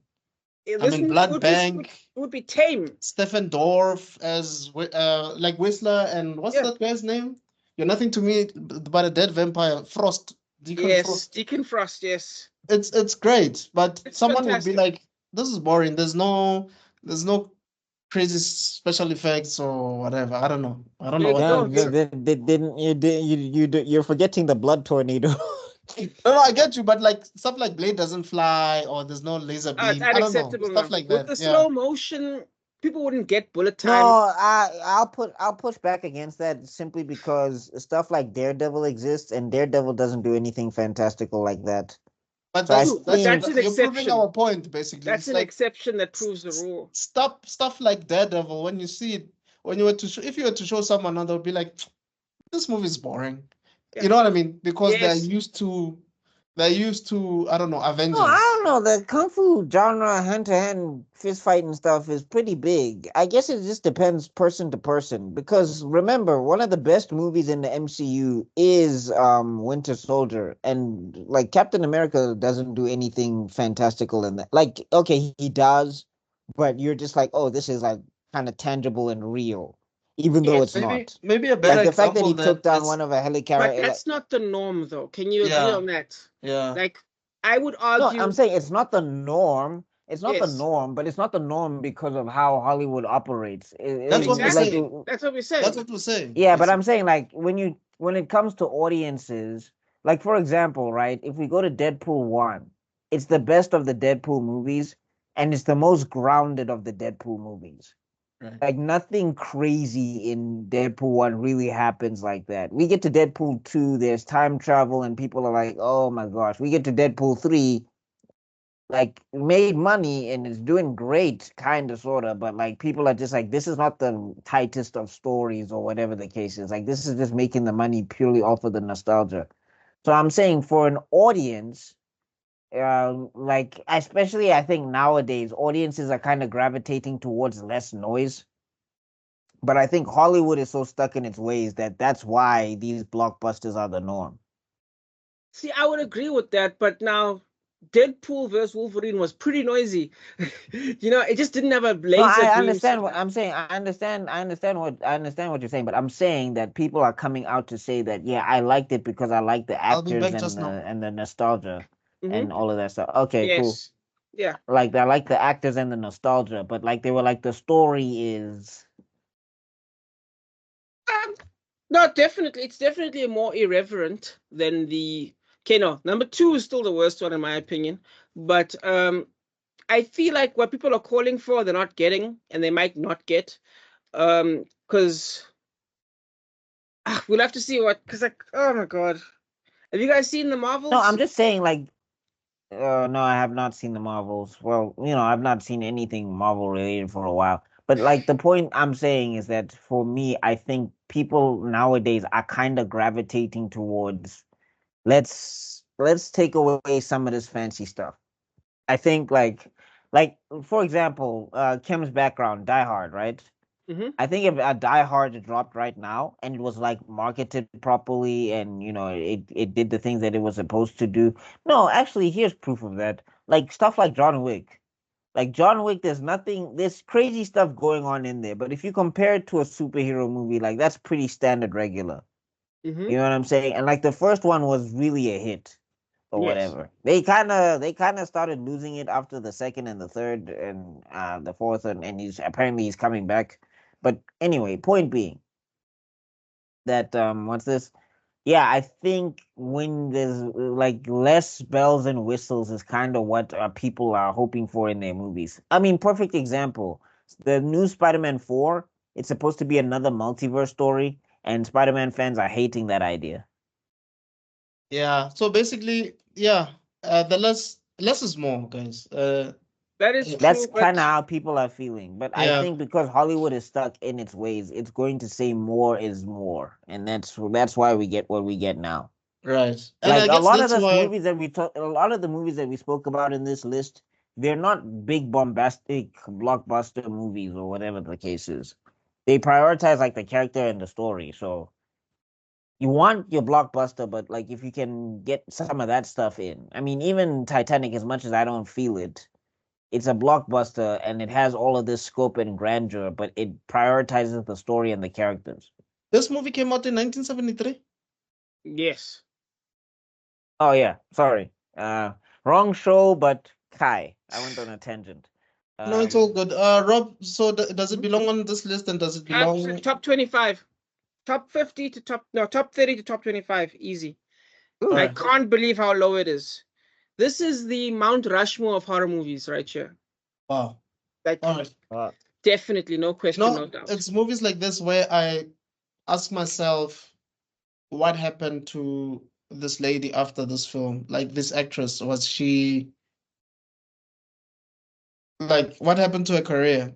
Because people take this stuff very seriously, especially people in the faith. How That was is she? Were they convinced that she was actually possessed? I mean, this is the 70s. You know what I mean?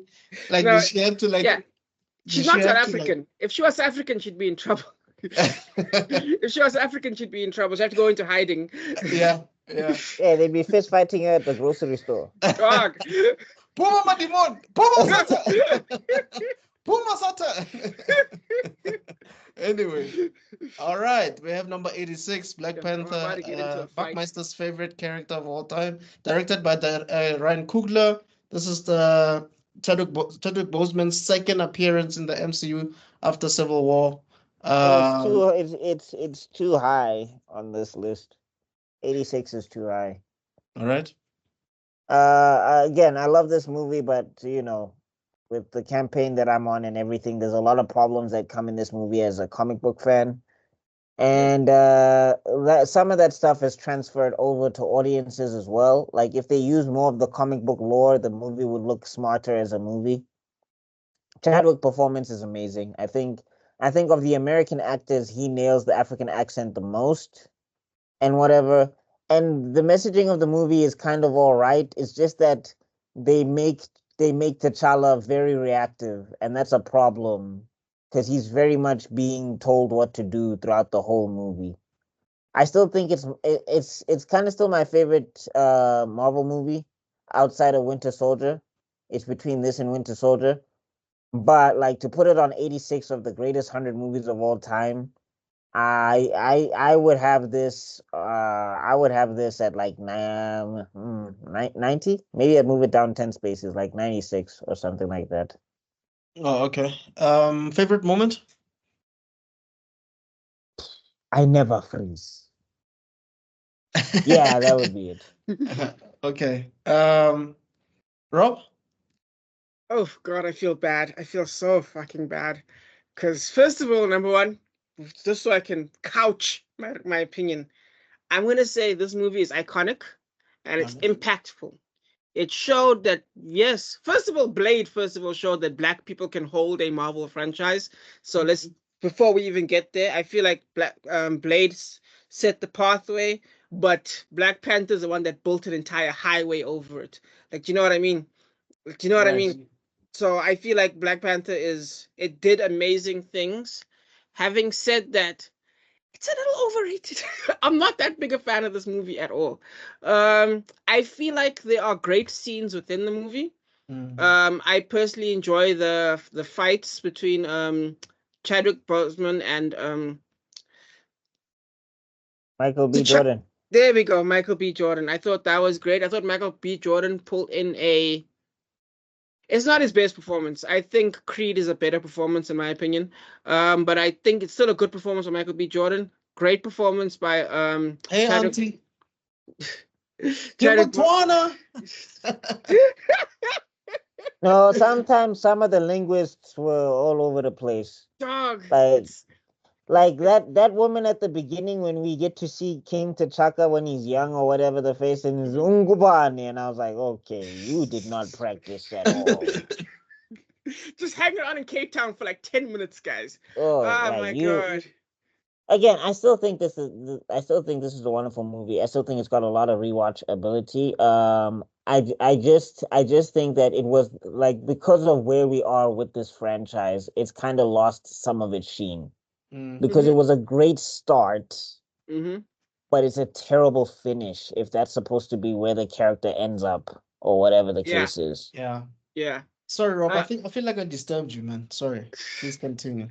Okay, I was gonna say there's some good moments in it, but I feel like we've discussed this before. We talk about like the sum of parts make a better product. To me, I feel like the sum of parts make a worse product. There's good objects here, but the overall is not as good as it should be. And of course, nowadays it's basically a film school topic talking about the problems with the graphic design of the final fight.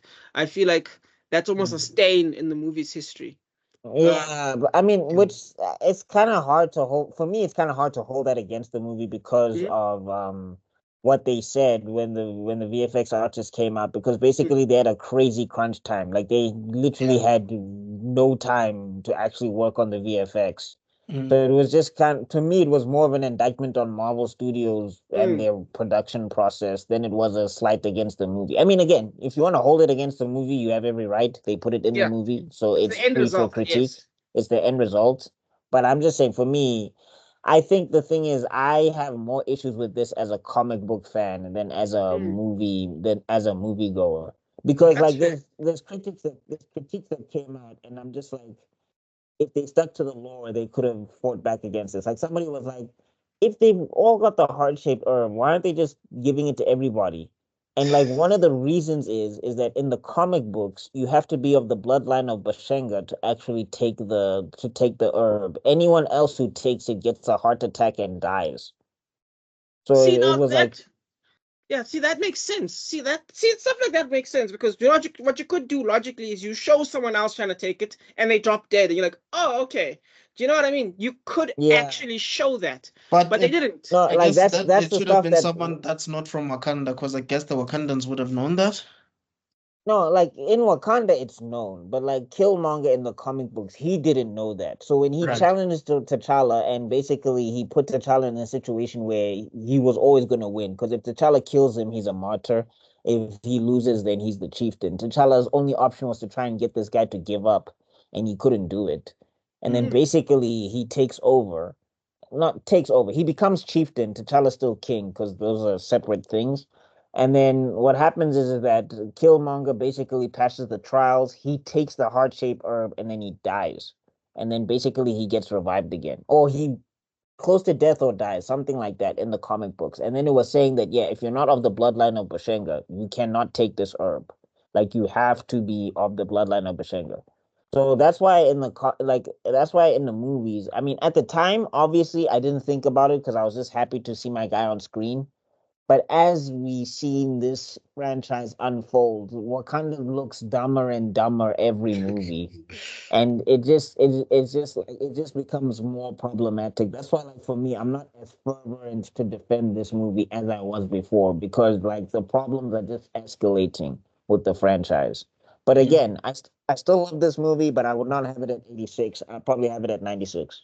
See, now that's interesting what he just said there. It's fascinating because, like, I feel like Man of Steel spent more energy setting up their world Mhm. than Black Panther did setting up its world.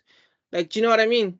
Like the effort they went into showing the world of the Kryptonians, it's all made up bullshit that's not canon. But it makes more sense than what we got in Black Panther. And what you just said right now, that sounds like Indiana Jones. Do you know what I mean? You know the first Indiana Jones movie with where the Nazis Raiders of take the Lost Ark. there Yeah. we go, where they take the thing and then they die, and then the right people. Like that's such a cool idea. What you just described there sounds so much cooler than what we got actually.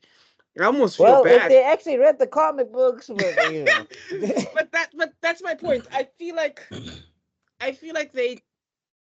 I don't want to say they played it safe, but it feels like they played it safe for the investors, not No, the comic book I can fans. tell you, I can tell you exactly why they played it safe. Because also the whole idea of opening the borders Mhm. in the comic books, Killmonger is actually opposed to opening the borders. He was against the idea of opening the borders.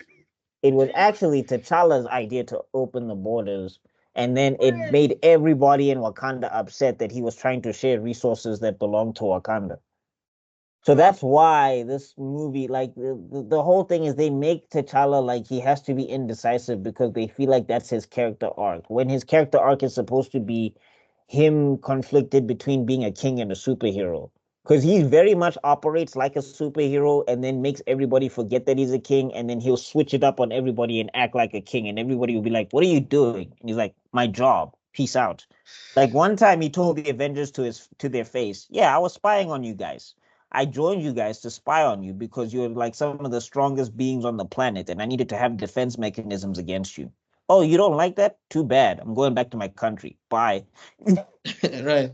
Rob, do you have a favorite moment? The casino scene, the casino sequence is brilliant, absolutely fantastic.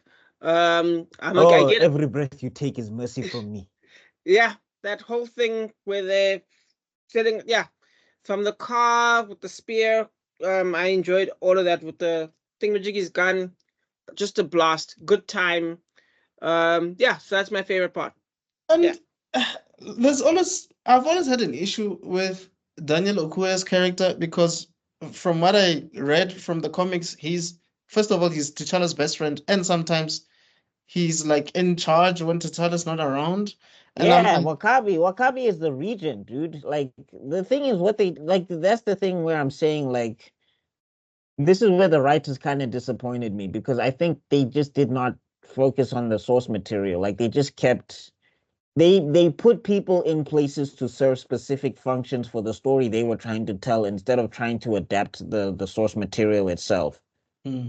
Like Wakabi had to be the person that was going to betray T'Challa because Killmonger needed an in into the country. Yeah. type of thing. Right. So like they looked at the list of characters and they were like, it can't be a Dora, it can't be a this, it has to be this guy. No, And Mm. but like why not use Winston Duke's character? What's his name again? no, Mbaku, because the thing Mbaku. is, when they saw what his name is, they saw Man Ape and they were like, we can't do that. We have to make this guy likable. Because he also, it has to fit the narrative of we can't be using problematic names in Hmm. this Black Panther movie. That's why his whole character changed. Yeah, because for me it's like he's more loyal than Wakabi. How? Yeah. But No, anyway, I think you guys Mbaku's whole character changed because, but anyway, yeah. Like I I think you guys said, said everything that 96. needs to be Yeah. said. Plus extra. I pretty much agree with what you guys said. For me, I think the best version of T'Challa and Black Panther is in Civil War. Mm. I think after that, you don't really get the best Well, of that's because T'Challa. they made him comic book accurate. Not comic book accurate, but they made him closer to his comic book counterpart. They made him a badass. You mean in Civil War? Definitely. Yeah, in Civil War, Yeah. he's closer to his comic book counterpart because, Yeah. I mean, there's also things in Civil War, like the fact that he didn't kill Zemo or hit Zemo or like scratch Zemo. That was like because Black Panther fans in the comics, every time he's met the guy who killed his father, T'Challa kills that dude. Like Right. no matter what version you read, he kills him. Like he's killed Claw at least 3 or 4 times. He's Right. like, why won't you stay dead? Yes, sis. Yeah. Favorite moment of mine. What are those? Well, that's one of my favorite moments. Delete that footage. All right, but I think we said all we could here. Yeah. It does deserve to be on the list, but I think it's fine it's at high. 86. It's Yeah. high. The VFX, yeah, were a serious problem for me. Even when I Maybe first saw 90, it. maybe 90. 86 is a bit high, I think. It's not better than Pulp Fiction for me, Yeah. and it's not better than Leon the Professional. So Yeah. yeah, it's misplaced. Oh. There we go. Shaun of the Dead. That Shaun is of the way Dead, too directed low by in this Edgar list. Wright. The first of the Cornetto trilogy. Trilogy. It has Simon Pegg and I think it was Nick Frost's first film debut. It was his film debut, if I'm not mistaken. So yeah, brilliant film. Brilliant film. Absolutely. Okay. Yeah. Please start, Rob. Please start. Yeah, this is basically a wonderful satire on like the zombie franchise, on zombie movies. It's so funny. It it has this brilliant flow of this character. It's a full character storyline of this guy named Shaun, who basically is just some guy who's just a drunk deadbeat loser. Nothing is going right in his life, and it's kind of his own fault, really. Do you know what I mean? Um, he's a drunk. He lives a minimum wage job, and he just deals with that by getting more drunk and playing games with his friends. And before he knows it, there's a zombie apocalypse. And in a way, he kind of has to kind of like in a funny way, he has to pull himself together and kind of try and save his family, and doesn't really work out the way he would have wanted. And it's both funny and dramatic, and the editing is of course perfect. As things accumulate, it's got so many levels to it. It's just one of my favorite movies of all time. Um, total, total fun because it takes a dark turn at the end and it flows with it. It it's got something I would call emotional control. Like it controls your emotions so well. So yep. All Favorite right. scene. Well, I guess that'll have to be on the list of things that I have to, if you guys ever review it. Oh yeah, definitely. Favorite scene would be, I think, the part where they're making a plan to how they're gonna save the day. Okay, so I'm gonna fetch so and so, get back in time to watch the cricket, and you know what I mean. I think that's my favorite part. Only, All right. and then yeah. For me, yeah, favorite scene is every part of this film. This is one of those movies. I don't know about you guys, but you know there are movies where, let's say it's a Saturday night, you have no idea what to watch on TV, and you're channel hopping, and then you just watch this film, and you're like, whoa, whoa, what just happened? And you get glued to this movie until it finishes. You're like, what the hell? Who directed this? That's how I felt. Like, this movie is a movie that you enjoy in one sitting. It's a movie that you should have watched at the theaters. There are movies like that where you feel like you should have watched them at the theaters. This is one of them. I would say this, then The World's End, then Hot Fuzz. Even though I know that's the trilogy, but for me, brilliant, brilliant. I enjoyed every moment of this. I didn't even think it was supposed to be on this list, but now that it's here, it makes sense. It deserves to be here. It absolutely makes sense. Yeah. I don't know where to place it though. That's the thing. I don't know where to. I think I would have placed it somewhere closer to Black Panther. But it's brilliant nonetheless. All right. Lost in Translation. I think we're gonna do 2 more after this, and then we'll call it a day. I was gonna ask about that. Okay. Yeah. Listen, because you guys when we watched get it? no, I have not seen this one. You? Good. I feel like you I haven't. I haven't seen it, and yeah. Yeah. Let's just say that there's things about it that didn't age well, because apparently Bill Murray he improvised the kissing scene with Scarlett. That was not in the script. Oh no! And Come on! for me, younger Scarlett is more like peak Scarlett, like Scarlett in her, like when she started becoming more prominent until maybe Age of Ultron. It's peak Scarlett for me, looks wise. But yeah, please continue. Well, I Rob. think she's been peak. I think she has been peak all the time. Like, Yeah, just like I hate that Saturday Night Live SNL guy. I hate him so much. It's like, how did he do this? How did he marry Scarlett Johansson? Because she's hey peaked Chief, to what is day. the Riz game? What is Dog? What joke Dog. did you tell? No, she's definitely one of the most beautiful women in Hollywood. That's not even debatable. No, this is proof that gents forget a 6-pack. Work on your funny. Oh yeah. Alright, so Rob, yeah.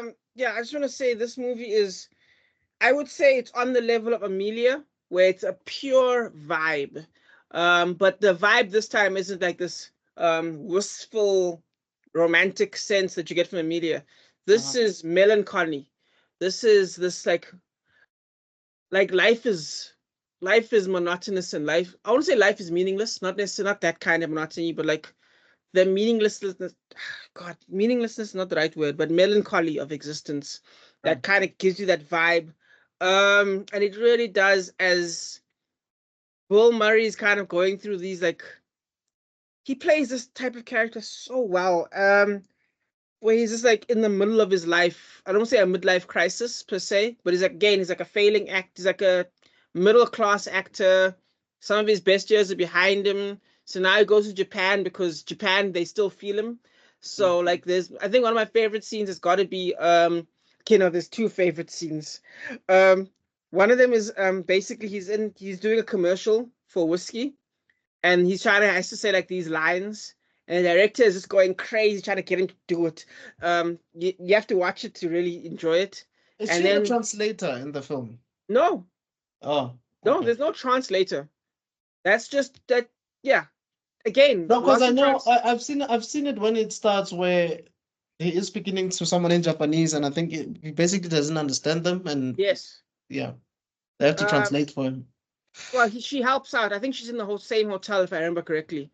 But they don't work together. They basically just both live in she's got a boyfriend who's like a musician or something like that, and then she's in the same hotel, and then he's in the same hotel, and they just kind of meet in the middle every now and then, and they become a vibe together. And there's another funny scene where, like, I think the agent sends off like a prostitute to him, and it's just this crazy Asian chick who starts to act like an anime chick. It's like, oh, don't touch me, and then throws herself on top of him. Like it's the weirdest things you've ever seen in your life. Point is, funny moments, and just this like mellow sadness that you feel in your heart by the time the movie ends. 100% should be in the top 50, I think. And it's considered to be one of Sofia Coppola's best films, right? Yeah, literally. All right. So, Okay, yeah. cool. And then we have Thor Ragnarok. How did this Jesus. get here? How? Jesus. How, Taika Sway? Waititi and how everybody was overrating this film. That's how it got there. Yep. No. Because Black Panther is way superior to this. True. Yeah, I'll That's true. give you that. Yeah, that's true. I'll give you that. I mean, This look. is, no, I'm saying like this is like the thing is with this movie, right? That's really frustrating.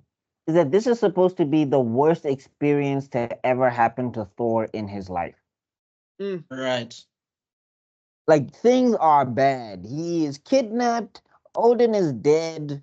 Asgard is getting wrecked and destroyed. Hela is coming.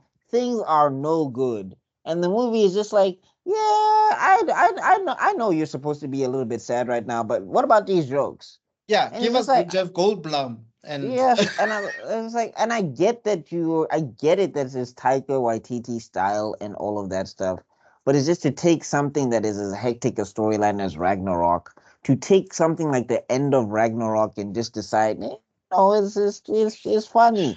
Like the only guy who took it seriously was Heimdall, Idris Elba, who's miscast anyway in the MCU, but Yeah. anyway. I'm just saying he's the only one who took it seriously, and like as soon as he took it seriously, he died. Like he had 1-2 lines where he was like, "This is the end of the fate of Asgard," and they cut him in half afterwards. I just wanted to say that with Thor it was tricky if you think about it because what's I this one? don't think so. The one that came before was a dud. And the first one, I think, was a bit too serious. Was mediocre at No. best. Yeah, people were still No, it figuring was. I themselves don't know. I out. thought it was a good. I don't know. I think it was a good movie. I'll say Thor 1 was a good movie because I No, think the it thing wasn't is. bad. But I'm But saying Yeah, it wasn't bad.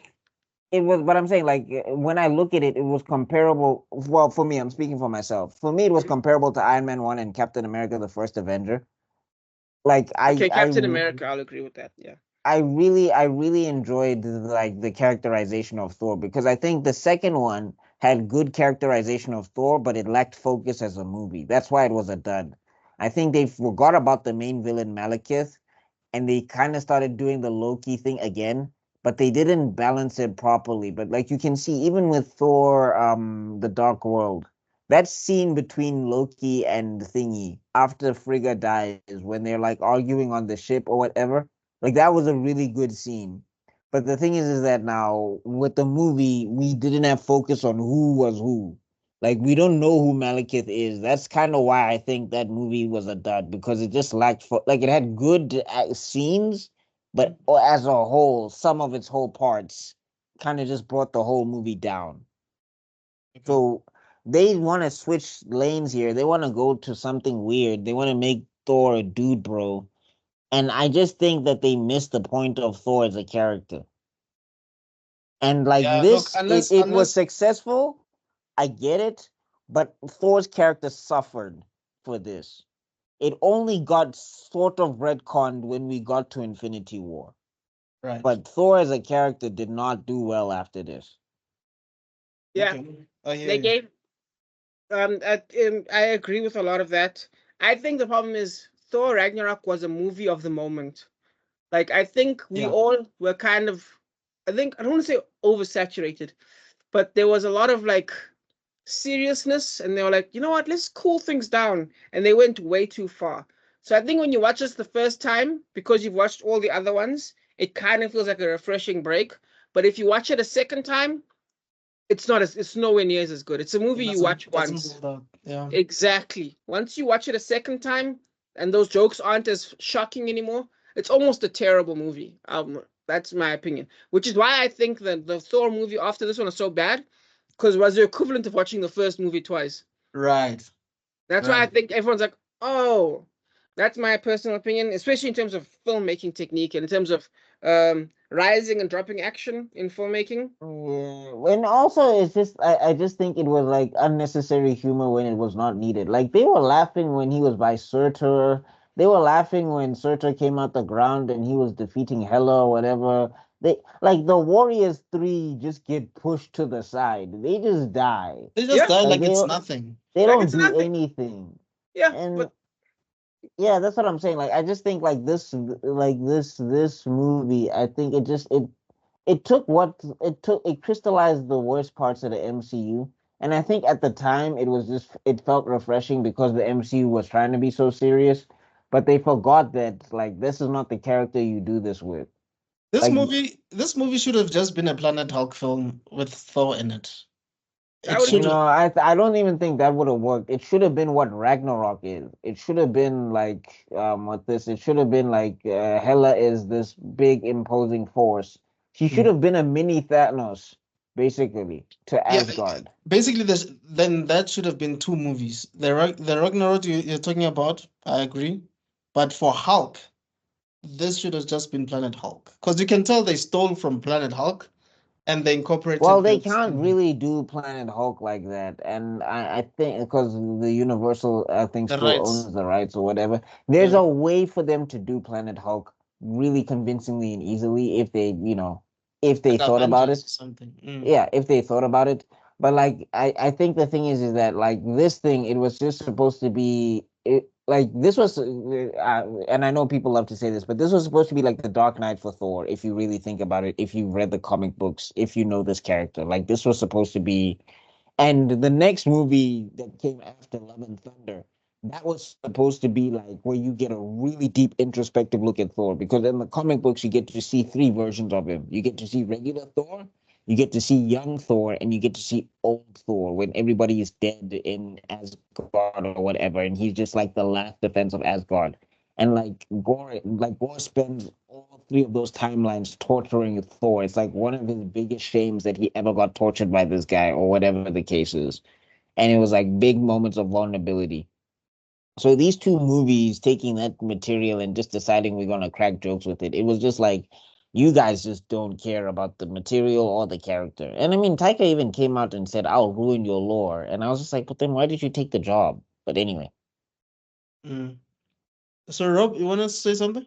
I was gonna say in terms of, okay, I don't know much about the comic book stuff, but in terms of like I think there's a flow of rising and then anticlimactic action that kind of happens with this movie, where it's like a rise, anticlimactic, and then it kind of like breaks your momentum in filmmaking techniques as it builds up. There are some good things to it, like in mm, terms of like you said about building up of the bad guy, but again it gets undermined. I think Hela smashing Thor's hammer is a great build up for a bad guy in terms of general filmmaking. Again, I don't know the comic book lore, so I don't know how nonsense that was, but it was a lot. It was shocking. Do you know what I mean? For people who don't know what they were talking about. But again, with the whole undermining of your own premise that kind of happens in this movie, there were things that weren't set up by the end. And in a way, you almost don't take the movie seriously as it happens. And what's crazy about this movie is, did you know that City of God isn't on this list? Did you know that? Yeah, I know it's not on this City list, of God isn't on this movie, isn't on this list. which is But weird. Thor Ragnarok is. Right, That's right, crazy. right. But anyway, I don't think it should be on this just list. another side note about Ragnarok, quick. Mhm. Also, like one of the most anticlimactic things that I think will really, really hurt the momentum of the movie is the way they kill off Odin, because they don't really address it. Yeah, He Yeah, just they kind of. sort of, disappears in a they cloud, sort Yeah, of, he and then just it's like Loki, Thanos. this is your fault, and then basically Hela lands, and then they just forget that Odin died, and I was they just made him like, a Jedi. Like that's a Jedi death right there. Yeah, Like, lesser Jedi definitely. yeah. But yeah, anyway, yeah. my favorite moment is probably the moment with the brothers. Just a quick one-liner, but I thought it was pretty deep, especially with Loki's acting. Great reaction shot, where Thor is like, what does he say again? Like, I don't take you that seriously anymore. And then like Loki gets affected by that. I thought that was a nice little moment in a 2-hour movie. Oh, But that, where he's like, I'm gonna when I yeah. Oh, in the elevator before it's like, yes, let's in the do help. elevator, yes. Thought that was really funny. Thought that was great. Well, not funny, but that was really, see, good Yeah, moments. because I think that's the thing about like I think that's the thing about Chris Hemsworth. Like he can give you like he's actually a really good actor. Like a lot Mm, of people see the muscles, and they like the guy is actually a really good actor. Like if you look at Dark World, right? What he's doing with Thor in that movie is vastly different from what he was doing with Thor in Thor 1 and all of that stuff. Like you could see this was like a character progression and a maturity. It's just that it's sad that the movie flopped. But yeah, you get to see like if you give this guy some material to cut his teeth into, he can really give you like Thor as a three-dimensional character. But Taika was just not interested in telling that type of story. At all. I hear you. Rob, any last thoughts? Yeah, get this off the list completely. Put City of Oh. God at Yeah. the top. But yeah, your turn. Dang. All right. No, I agree with everything you guys said, actually. For me, even from my first viewing, I was like, why is everybody raving about this? There's not, especially like the middle section. All of Hella's scenes out of the moment where she was fighting Thor, there's nothing there. Listening to Carl Urban and her talk for me was like, what am I watching? You know, honestly speaking, for me, it was, yes, obviously it was Hulk, Valkyr, Thor, and Loki that really carry the film. But apart from that, there's not much for me to really rave about in this film. I like those moments where I felt like I was watching Planet Hulk because I read the comics and I watched the animated film. But apart from that, no, this is not it for me. So this is actually the first time we say a movie should not be on the list, and it's the first time we all agree that it shouldn't be on the list. Yeah. All right. Yeah. I don't know how it made it to 83. I don't know how. The last movie of the day, The Usual Suspects, directed by Bryan Singer, who Oh, directed then I X-Men haven't 1 and 2, seen this. Age of Really? Apocalypse. It's a classic, bro. We'll call you for this one because this one is a must-see. Maybe it won't impress you as much because it's been copied to death. Yeah. It's been remade and redone, and Even Keel and Peele made a skit about it. basically, I think this was like peak suspense at a point. Yeah. Like suspense films, this was peak. Absolutely. And I think maybe that's probably what made Fox want to hire Bryan Singer for X-Men, because this film is great. It's really, really great. But Rob, please go ahead.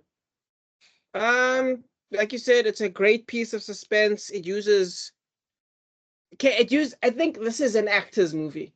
It uses brilliant performances. Benicio del Toro, who barely speaks in the movie, which is so funny because even behind the scenes, he was talking about, I barely speak in the movie. So he was like, what if we just gave me what if we amped up my accent? And that's why he talks like that. Yeah, because it's as if he can't speak English properly. Yes, exactly. So they were like, let's amp it up to 100. And that's why we like, almost like Gambit. With that whole accent. Kevin Spacey, absolutely best performance probably. Yeah, best performance ever. By far. Ooh, and I think Kevin Spacey and Bryan Singer in this movie. Yeah. Yep. Didn't age well. Yeah. Which is so funny because again, great people in here. What's his name? Isn't that one of the Baldwin brothers? One of the Baldwin brothers. Yeah, the one on the far left. Yeah. Exactly. It's a great performance. It's great acting. It's an actor's movie, and they all do such a good job because they convince you of everything that's happening. And sometimes it's just people talking, and it's just, oh my God. And then the twist at the end hooks you like you wouldn't believe. Yeah, because you wonder if this entire movie is made up or if it's actually. What part is true? What part isn't? Exactly. Hi, Joker. Okay. Yeah, you could say something like that. Just with less deep drums. The soundtrack for the Joker. But basically, best scene is actually this one. This is the scene here because ironically, this scene was out of the director's control. This is probably Bryan Singer's technically worst scene because he couldn't control the actors. Yeah. He couldn't control the actors. They all started laughing. They couldn't get a serious take, not once. Yep. And then in the editing room, they were like, Just This- use. Yeah. No, they won't just use it. Like, because remember, everyone here is supposed to be annoyed because that's the whole point of the movie. They are the usual suspects, which is ironic because they're all white. But these are the Wow. first people you round up. Do you know what I mean? Because that's a stereotype. Right. Of the first people you round up is them. The white So- collar crime dude, the Exactly. foreigner who seems a Exactly. bit So they're so sketchy. used to being in front of the lineup that they all don't take it seriously. That was what the scene was supposed to be. But Right. Bryan Singer painted in his head seriously. And then they made a joke out of it, and that made more sense. As a director, brilliant. It made more sense for the scene than what the director thought it would be. That's crazy. It's a good accident. Yes. Yeah. That's fantastic. So yeah, favorite scene. Great movie. Should be on the list. All Yeah, right. definitely above The Professional, I think. Yeah, I think it's above The Professional. It's definitely above Scott Pilgrim, that goes without saying. I'm gonna put it above Titanic, but maybe below No Country for Old Men. Yeah, that's me. At number 82 though. You happy with that number? I'm going to say yes. I want to see the other movies first. All right. I love it. It's a movie that you should watch more than once because the first time the twist makes you want to watch it again. You know what I mean? Definitely. Everybody in the film is great.